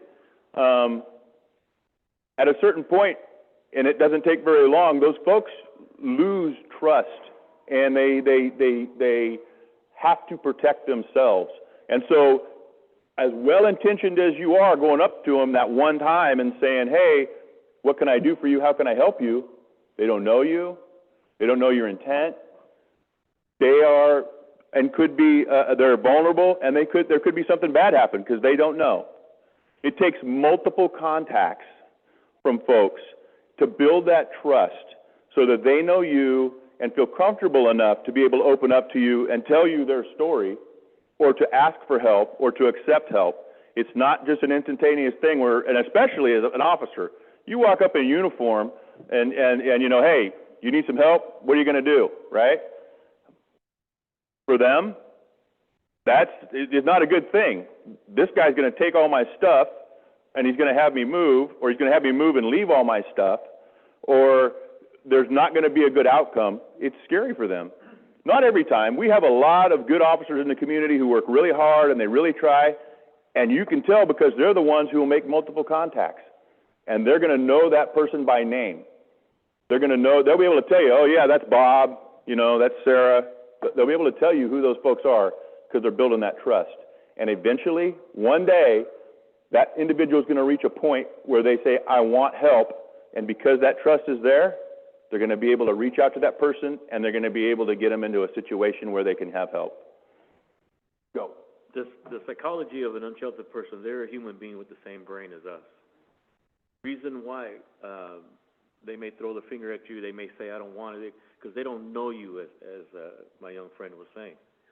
The consistency of you being there, or not so much you, but I'll use my outreach team. Consistency of my outreach team since June 1st, 3 or 4 times, visiting the same 2 or 3 encampments, build trust. 6 years they know my name. When I know who I am, they know, Joey, how you doing? Joey, you got any water? Hey, Joey, I needed $10. I need this or this, that. They know me. So when I do the warm handoff to my outreach team, boom, we got the ID, we got the Social Security, we got them help doctor's appointment, we got help fixing a burned finger or a broken finger or a sprained ankle. Because they've known me as a consistent person, lived experience, who's been there, done that, like them, experienced same they've experienced. And my outreach team with that warm handoff, trust. That's going to happen to you. I don't know how many times you're out there, but I believe the concept is just building a relationship, friendly conversation, going there on a consistent basis. Young friend said, what does it build? What does it out to, for lack of better words? Famous word. Bold letters. With trust, a lot can be gained. And I 10,000. All right. Thank you, Supervisor Mashburn. Do we have more? No, we're not done? Okay. All right, I'm doing a quick time check for council. I did promise these fine folks. They were going to ask hard questions. This is the part where I got grilled. Got it. It's your meeting, so you can do what you want. I'm just reminding you, we've got 5 minutes, so. No. Okay. So, earlier this year, and we've heard talk about it with the care court, and there's currently counties that are currently in the pipeline of testing that out. You know, it's something that Solano County, we're looking forward for it to coming. But as of 2024, there's actually a new law that reforms the state conservatorship, which includes gravely disabled people who are unable to care for their needs, substance, drug abuse. That can be, because local law enforcement and laws and everything sometimes try to be able to force them into conservatorship so they can get the help that they need. So this is coming into effect in 2024, but there's a grace period for counties to jump on board by 2026. Are we going to be passing the buck and not putting those services in place and waiting it out until 2026? Or are we going to be on the front line of moving this forward? So we're in the process right now of working through, and we have planning groups for that specific purpose at the county level. Up on the 6th floor. So when I say that, that's where the CAO, the guy who runs the county, and the analysts and the money people and all those people are at. They're trying to figure that very thing out right now. But I can say that in this county, there is a bent to be ready. And when I say that, what I mean is we just put in 15 permanent and supportive beds over at the county hospital for just those types of folks. To the tune of, I don't know, close to $20 million.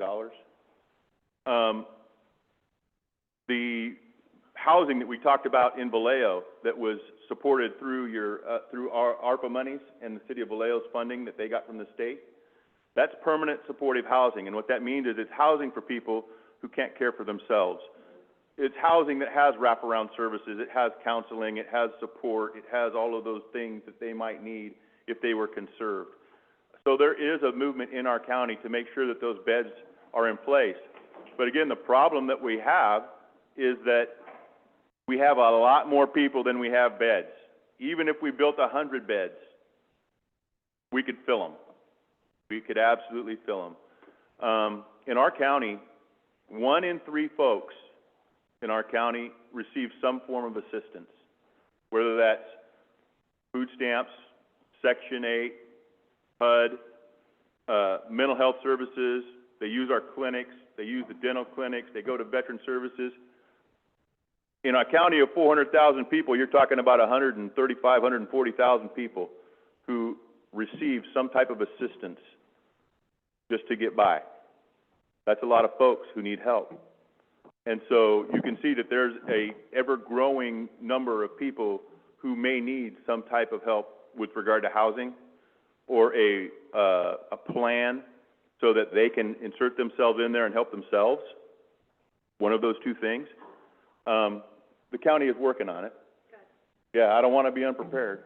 And I don't want to be the person who leave money on the table. Yeah, no, me neither. No, spend it all. I got pirates. Spend it all, give nothing back. Yeah. All right, well, I'm going to ask Nolan to see if we have a couple of questions from the public.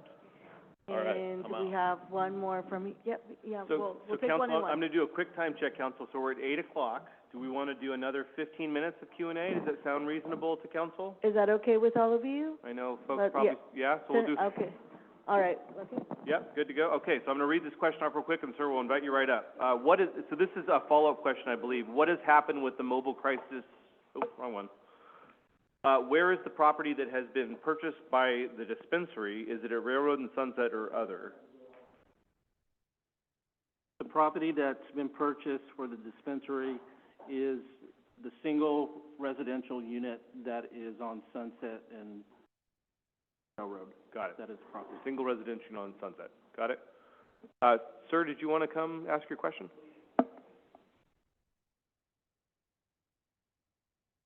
Thank you. Right. Actually, Joey, right? Jose, muchas gracias. I want to say thank you for humanizing the unsheltered, because really it's what you did. Because a lot of us, and I can speak for most of us, we're upset. We are like, I want to use the word pissed. It's not the right word to use, but we're very mad, right? Because of the situation. And you helped me today to, again, humanize them. I'm supposed to love my brother, love my sister, right? But when I see them doing all these things that put my family in danger, it upsets me. And so we look to everybody here for help, right? We look for the police. We know that their hands are tied, right? They're, to use an analogy, you're handcuffed, right? There's nothing you can do about it because they're in certain areas where they're protected, all right? The areas that they're not so protected, which is the waterfront, I don't know if that could be rezoned to like a park zoning, because once that's done, then they're not allowed to be there at certain times. But let me come back over here. You said, and where'd he go? He said he had nowhere to go. He's talking to All right, Mitch. some residents. What you and Mitch said is that you have to be consistent, right, in approaching in earning the trust. But my question is, how is that happening in Suisun? It's not, right? It's happening in Vallejo. It's happening wherever you're at, wherever you guys are at. It's happening, but it's not happening here. So in this forum, like, things are being revealed. But now the question to the council is, what are we going to do to make it happen here in Suisun, like today, right? You guys spoke a little bit about your programs, but I didn't hear anybody say, this is what we've done with Suisun. These are the numbers. I didn't hear any of that. So it doesn't give me warm and fuzzy that we're successful at this forum, that you guys are doing something for us. Okay, you're here, we're recognizing you, and I appreciate you being here. But now I'm going to ask you, please reach out. If there is an outreach, use the outreach. Don't just say we have an outreach and we're open to anybody who comes to us. That's not outreach. That's inward, right? Go out. Go out. If you want volunteers, use us. We're at every council meeting. We're at the commission meetings. Use us if you need volunteers, if you need somebody to point you where to go or just go with you. I want to go. I want to pray for these people as well. All right? Brother, earlier you said something about we go to homeless events. There aren't any homeless events. There aren't any homeless events. Not here in Suisun anyways, right? In fact, today here, I don't see any homeless people. I really don't. I see a former, and that's why I appreciate what you said and what you brought, right? But now we need to get their views and we need to get them to represent their encampments. So that might go, I don't know, for the fire department, the police department, or whoever. We need you guys to reach out to the homeless encampments and get a representative so that they can relay what we're saying over here, so that they can understand that it's not okay to throw trash on the ground. It's not okay, you know, to defecate on the floor over here. It's not okay. So that's all I want to say is we bring passion. Let's be active and proactive, all right? Use us. We're here. Thank you. It's great comments. Do we have any more slips or any other speakers? Come on up, please.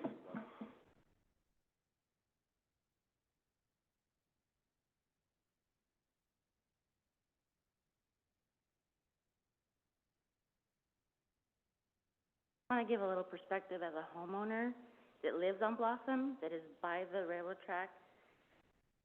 It's very frustrating because on a daily basis, I see people doing drugs in front of my home. I see drug exchanges. People come in and pick up drugs. I've seen them do drugs there in the encampment as I'm driving by. And I don't feel safe in my neighborhood.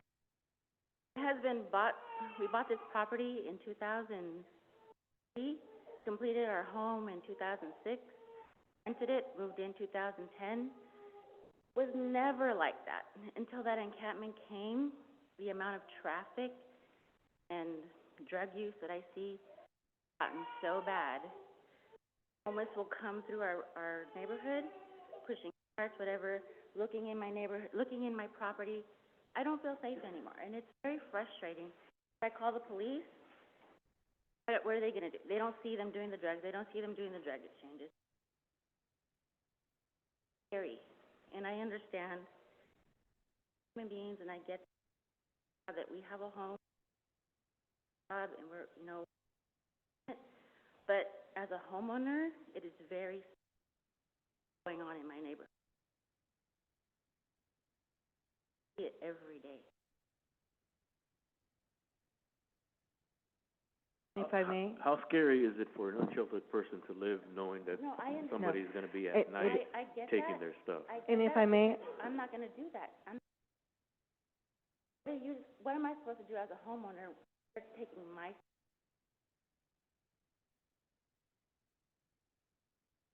I'm supposed to just say.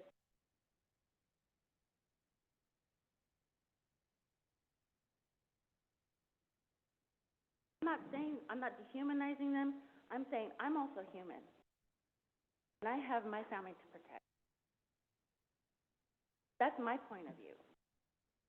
And it's a very valid point of view, and thank you so much for sharing that because it's just as equally important. One of the things when I receive outreach from members of the community with exactly that concern, one of the things I'm very clear to articulate is that these priorities are not mutually exclusive. We want to take care of the individual who needs help that's living in the tent because they need to be serviced and get the right help, as much as we need to make sure that it's clean because of the safety, because of the environmental issues, because of the drugs, and because we want our community to feel safe. So that those two priorities are not mutually exclusive. We need to make sure that we're addressing both because both are equally valid and important to us. And so I thank you so much because it's hard to engage in this conversation and say, hey, but don't forget, as a homeowner, as someone with children, as someone who's trying to raise my family, I want to feel safe in my neighborhood. I'll just quickly note, acting city manager knows I sometimes go out and put myself in situations that maybe I shouldn't, but I spend time in parts of our community to temperature check. Do I feel safe? And I've connected with him. I'm like, I was here at this time of night or at this time in the evening or whatever time of day. I don't feel safe. And if I don't feel safe, my residents don't feel safe. We need to do something about it. So I appreciate you raising this particular point. Thank you. My husband leaves there are people serious mental health issues.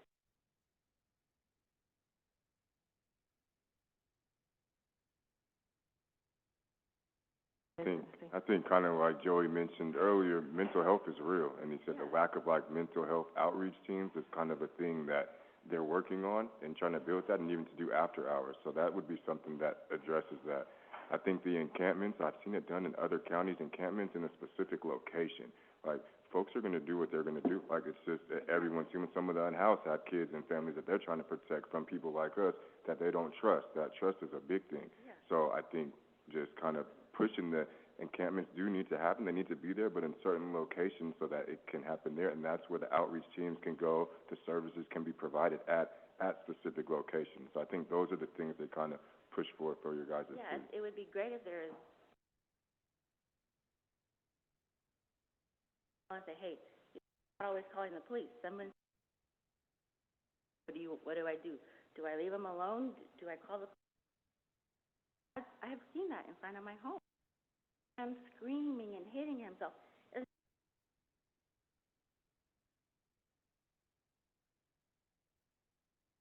There is a line, I think, on the green card that was out there on the table. There's a behavioral health access team. That card's out there. I would take that card and use those numbers because that's what they are there for.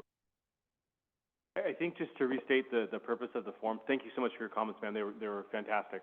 To restate the purpose of the forum tonight, guys, we all have different perspectives, different lived experiences, different opinions. You know, I think what we're here tonight is to make comments, to share ideas, to ask questions, to have these three and this gentleman here make some hard decisions, right? There are elected officials that get paid the big bucks to solve these problems, per se. So every comment, every perspective is welcome and valued, and that's what we're doing tonight. So really great comments and feedback and back and forth. No one's wrong, no one's right. You've all got your perspective, and they're totally valid. And ma'am, you absolutely should feel safe in your home. And sir, your truth is real as well about, you know, folks feeling unsafe as being houseless. And so, council, you've gotten quite a bit of different perspectives, ideas, things tonight. Do we have any other questions, comments, things you would like your elected leaders to hear from your mouth directly before we go back to council? You want to come up, ma'am, just so the people online can hear you? Oh, no worries. You do what you got to do.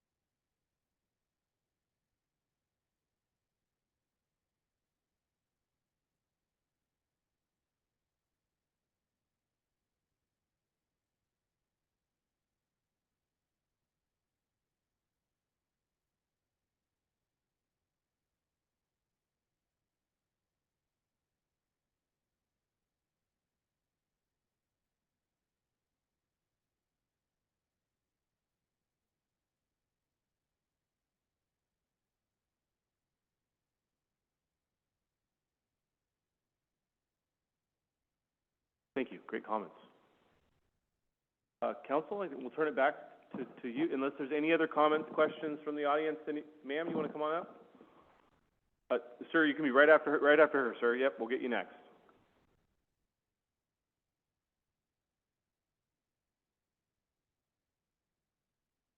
You may have all received a copy of my questions because there are 3 questions, and there's subparts to those questions. Some of you already know me from city council meetings and know my face well, my name, exchanged emails multiple times.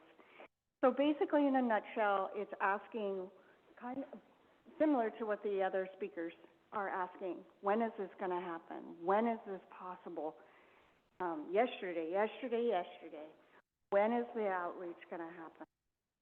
Actually, the map is a little inaccurate. I live on Humphrey. I'm a parallel street to the woman on Blossom. I have 5 campers. I have an RV, and I have 4 or 5 individuals living in vehicles. I have 1 vehicle right now, as the police department already knows, that the person who's the owner of that vehicle is a registered sex offender. He lives in a halfway house next door to my home. I don't know if this person's being exploited. He has been contacted by the police department. As far as we know, this person is not underage. I do not know the situation with this person. I have heard the owner of the vehicle yelling at the individual sleeping in the car. That car is parked 2 doors down from me. So it is a quality of life issue. It is what affects our, as other speakers have said, it affects us, it affects the population in multiple ways. But we can't keep treating this as mañana, mañana, mañana. We need hoy. We need the yesterday, ayer.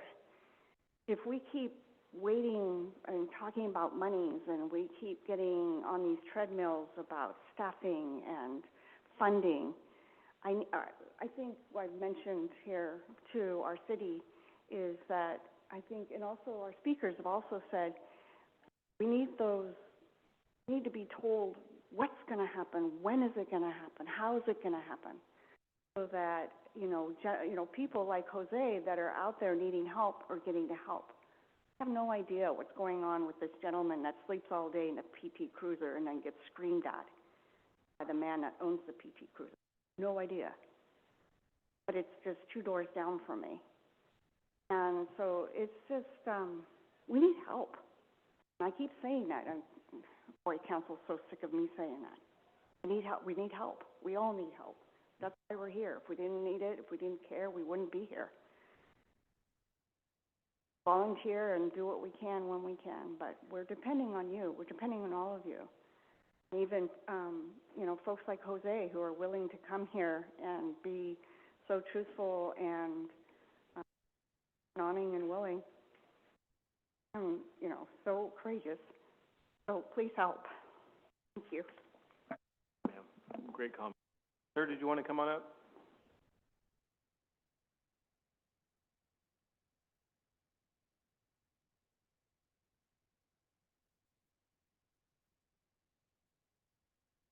Supervisor Mashburn, I encourage you not to encourage George.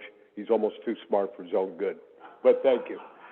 The comment I want to make tonight, I kind of sense this is a great opening conversation and needs a lot of follow-through. But I see a contradiction here tonight. You're talking about everybody should own a home. If you own a home, the taxes are getting unbearable. That's why the rents have gone through the roof. So I see a contradiction how to solve our problems here tonight.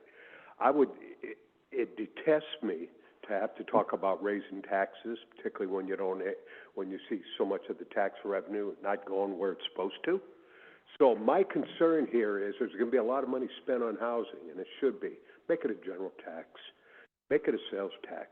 Don't just put that on the homeowners. You got people walking in, all the businesses on Highway 12, and all throughout Solano County. There's a huge source of revenue there. Instead of spending $1.50 for a Coke at McDonald's, if it costs them $1.60, so be it. There's your money. Thank you. Thank you, sir. Okay, council. So I'm turn it back to you. We're gonna talk about next steps a little bit, and then also just kind of your general observations and council thoughts and wrap up. So, Mayor, I turn it back to you. Absolutely. Thank you so much, and thank you so much, everyone here, for engaging in this conversation. It's a very tough conversation. I want to turn over to my council members first before I provide some comments. Councilmember Olson?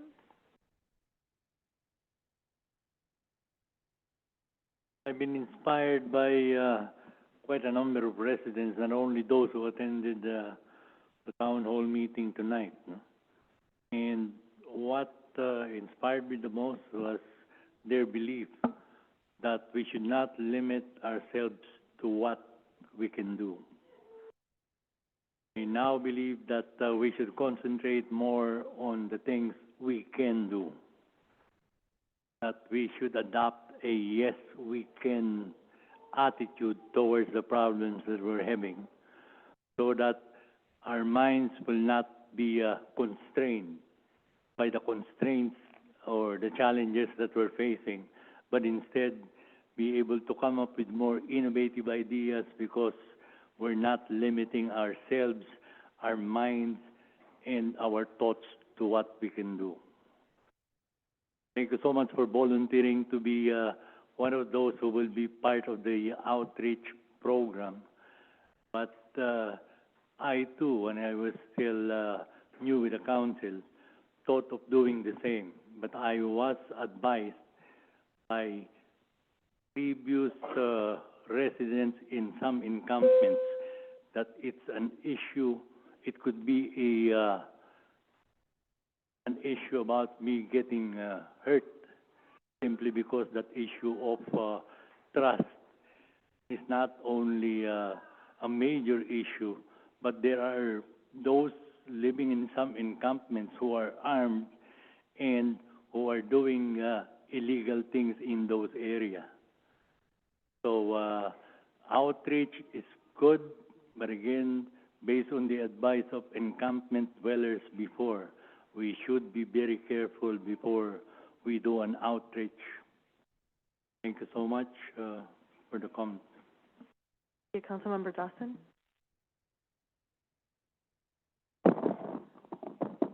I'm just going to make some short comments. I have a really bad cough, and if I get in a choking fit, it's going to sound really, really bad. So, kind of similar, Supervisor Mashburn had alluded to our pit count that is coming up. This is an opportunity, and for me, this is a really, really important year, because the last time the pit count was done, this is a point-in-time count. We're on January 31st. We're going to be going back out and identifying the unsheltered individuals in the community. It's not going to fully capture all of the individuals, as Mr. Mashburn had alluded to, that are one paycheck away from being homeless or struggling or staying with family members. These are going to be the individuals that we see out, as you guys seen out on the maps, that are out on the Pickering property, out within different areas and hotspots that we have far out into Grizzly Island. But this is an opportunity. There are flyers out on the table out there. We are looking for volunteers to come out and be part of that process. So this is an opportunity for our community members to be a part of that process. It is essential. When we came out of 2022, the economy that we were in, we were going through COVID. There was a lot of ARPA funding. There was a lot of COVID relief funding. We had Operation Home Key. We had an influx and expansion in our safety net programs from Medi-Cal, to our food stamps, to our school programs with the PEBT. When all of the rent and mortgage moratoriums were in place, when those ended, a lot of individuals became homeless. So those counts that we had in 2022 are not as accurate as they should, and currently is the influx of the homeless individuals that we've seen across all of our jurisdictions, including Suisun. So these numbers are critical, because without these numbers of us identifying the exact, not the exact because it's going to be off, but a level of how many homeless individuals that we currently have, our funding that we qualify from the state and the federal level to abate in homeless encampments, to invest the money into mental health, and to invest into additional programs that can help serve this community, are critical, and they're based off of the numbers. So if you want to be a part of it and you want to be engaged, you want to learn more, please grab a flyer. I am the jurisdiction lead. You can contact me directly. There'll be training opportunities. Partnership Health Plan has donated a lot of money to create essential kits to go out early in the morning to provide to these individuals so that we can connect them as a community to the resources that they need. So that's my plug, because I'm going to need a cough again. Thank you, and I also want to be mindful of time, and I do want to have our guests also have the final word as well. One of the things that I wanted to quickly note is that this work is complex, and it takes all of us, and we have to continue to do the work as we go. And what I mean by that is, for example, we had been hearing from the community members around, we only have 2 beds at Shelter Inc., at Shelter Solano, how are we going to address it? Well, actually, a conversation, I went over, had a really great conversation with the executive staff, and I'm like, this is Suisun City's need, and how do we navigate? So what they did with us, and is that instead of being like, okay, the 2 beds for the contract year, is that they service the hours now. So if we don't have, we've used, for example, the hours associated to, well, actually, maybe you can, not. Yeah, so we Shelter Solano's revamped, so those 730 shelter bed nights that we contract for, the 2 beds for the full year, we actually are utilizing those beds in a manner like right now we actually have 4 people from Suisun City that are at Shelter Solano receiving services. So I think, Shane, you were saying we're a little bit over what we would be if we were actually at 2 beds. So, James, to answer your question about what we're doing about the beds that weren't utilized before, the revamping has actually made it to where if we are utilizing those beds, and we don't expect that we're going to have any unused beds out of those 730 nights. And Shane, I saw you reach for the mic. Do you want to? Oh, I was just going to say over isn't a bad thing. Over is a good thing. Over isn't a bad thing. Oh, yeah. Over is always a good thing. And, that's really, really important work. I've been working with 2 individuals who live in their vehicle here in Suisun City through the Resource Connect, and I was able to reach out to Dre to help me get that coordinated, like that intake process. But walking alongside them has helped me understand it's a whole process, and and so I'm really grateful for all the work that you all are doing. Here's what I'm really trying to say. What I'm really trying to say is that, yes, Suisun City may be limited in resources. Yes, Suisun City may be limited in funding. But Suisun City is not limited in the desire to work towards finding solutions. And we have opportunities for funding or grants or through the GPA. We have opportunities to come up with innovative ideas on how we educate our community members, like this one, like a forum, to actually engage in this tough conversation. Before I forget, I do want to acknowledge Yoli from the Fairfield-Suisun Chamber of Commerce. But our businesses play a role too, when they can do things in their own business to support or to help mitigate as well. And Terry West is one of our planning commissioners, so he was listening to that housing conversation. But Terry West is one of our commissioners, so we have other civic leaders in the room that I want to acknowledge. More importantly is not to shy away from this conversation. I received individuals were not sure how this was going to go, and they said, "Are you sure you shouldn't do this? Why are you gonna? What are you going to talk about? It's so complex, you can't fix it." And the thing for me is, we always have to lean into tough conversations as leaders. We always have to bring you to the table and listen to you and understand what the disconnects may be, and opportunities to bring other leaders from the region in to help us navigate that process, and our service providers who also really help navigate a lot of the resources and help us think through how can we solve the issue and how can we become more efficient, or how, I hear sometimes, "Hey, Suisun, did you know you could do this?" I was like, "Oh, no, Suisun did not know. Hold up. Let's connect that resource and let's figure this out together." So I appreciate all that you do to come out. And sometimes you don't see the work that's being done. So I do want to call out the Hope team that was out here maybe 3 weeks ago, 3 or 4 weeks, about 3 weeks ago, to that corner property of Pickering and Sunset. They were out there with their team doing research and were successful in making positive connections, getting people resources, getting them what they need. You will not see them, and when I asked, I would love to highlight you and let the community know really great work that you're doing, they were like, nah, don't you dare put a picture of us anywhere. Don't you dare let people know that we're here. You know why? Because the only reason we were successful today is because we're building trust. We're building trust with the people that are entrusting us to take their information, to connect with them, to tell us their story, right? So, no, we don't want to be seen by the general public and community for all the work we do behind the scenes, because we're building trust with the individuals that are entrusting us with, their vulnerabilities. So just because we don't see them, because I didn't realize they were there until, I only knew because I had they let us know they were going to be in the city. But the general public did not even know. So I just want to call out, I know you all do a lot of work like that goes unseen. Thank you so much for all of that. And if you can have your final parting words to our community or things to help us continue to sit with or reflect on, I think that would be good. That would be a good thing. You want to start, and Joey will give you the last word. Do you want to start on this end? Sure. Final words of wisdom or ideas for the residents of Suisun. That's no more wisdom. Wisdom left at 7:30. Thank you, Suisun City, for inviting us to the table once again.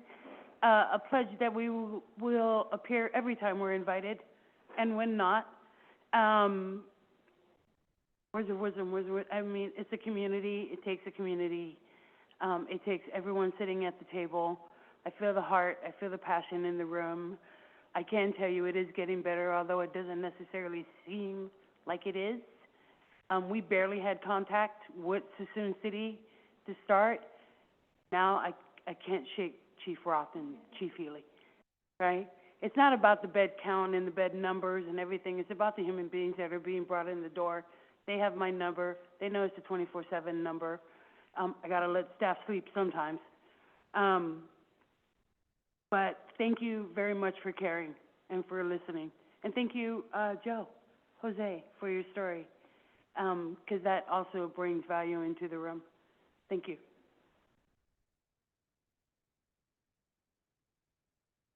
I want to say thank you for being allowed to come here and share and listen to the things that you guys are bringing to the table. I do want to back up what Supervisor Mashburn said. You guys have Mayor Alma and Councilwoman Jenna Lee on that JPA board that really go in and advocate, regardless of how small Suisun City is compared to the other cities.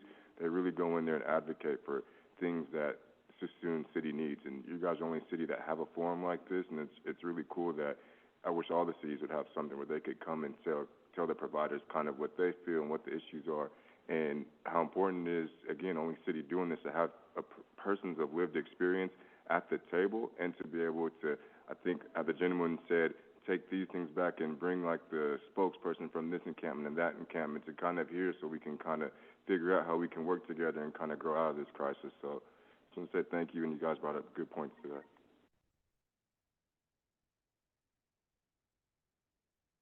Thank you to Mayor Hernandez for inviting me. Like I said, this is the first journey I've had an opportunity or seen anybody with lived experience. Our voice needs to be heard. Our voice should be heard. Our voice is very important. I want to thank the general public for coming tonight, spending your time away from your home or your family or your warm place of residence, wanting to have the desire to hear and to learn else, but at least from most of you can tell I'm very, very passionate about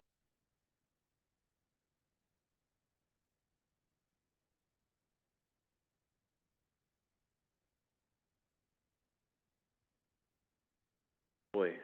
first step to helping is to understand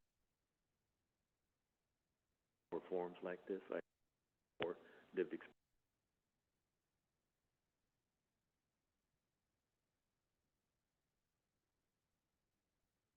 Okay, so we're closing up here. So if folks want to stay in contact, how can they keep up to date? Is there a list? Is there a Facebook page? What do you suggest, Mayor? Well, a couple of upcoming things. You heard that Homelessness Regional Board, that's the JPA. It meets monthly, typically the fourth Thursday of the month, 6:30. 6:30 is the start time, typically at the Solano County Event Center. That's off of Texas Street, right there, next to the county building, which is 675 Texas Street. Yeah, right there. That's one way. There is I put on the website, if you take the resources, you'll see the website. You can look at all the material from the funding sources, from the meeting notes, where we are in that process. Everything is open to the public. You are more than welcome to dive in. The Suisun City Council, as was mentioned, next Tuesday, November 7th, our meetings start at 6:30 p.m. as well. We'll have an update on the legal and practical constraints on addressing homelessness. As it was mentioned earlier, there are legal issues regarding homelessness. I get a lot of outreach like, Mayor, why are you not doing this and why are you not doing that? And I'm like, your mayor is not above the law, okay? So there's some serious legal restraints. So we're wanting to, the more we understand them, the better we can address them and figure out, okay, well, this is the constraint, then what can we do, right? And who can we ask for help as a city from?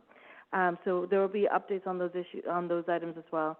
And then, as Councilmember Dawson invited everyone for that point-in-time count, that's another way that you all can participate. So those are the regional and the local way that we're engaging in this, and just we will try to remain. We'll continue to remain active. We foresee a future forum probably in spring of '24, and that's just to make sure we're not losing sight of this topic, and we're making continuous progress and keeping each other accountable. You keep us accountable, and then we work together with our partners to make sure that we're moving in the right direction. Right. So if there's no other comments or anything, anybody? Just no? Okay, so with that, we're adjourning at 8:34 p.m. Thank you so much.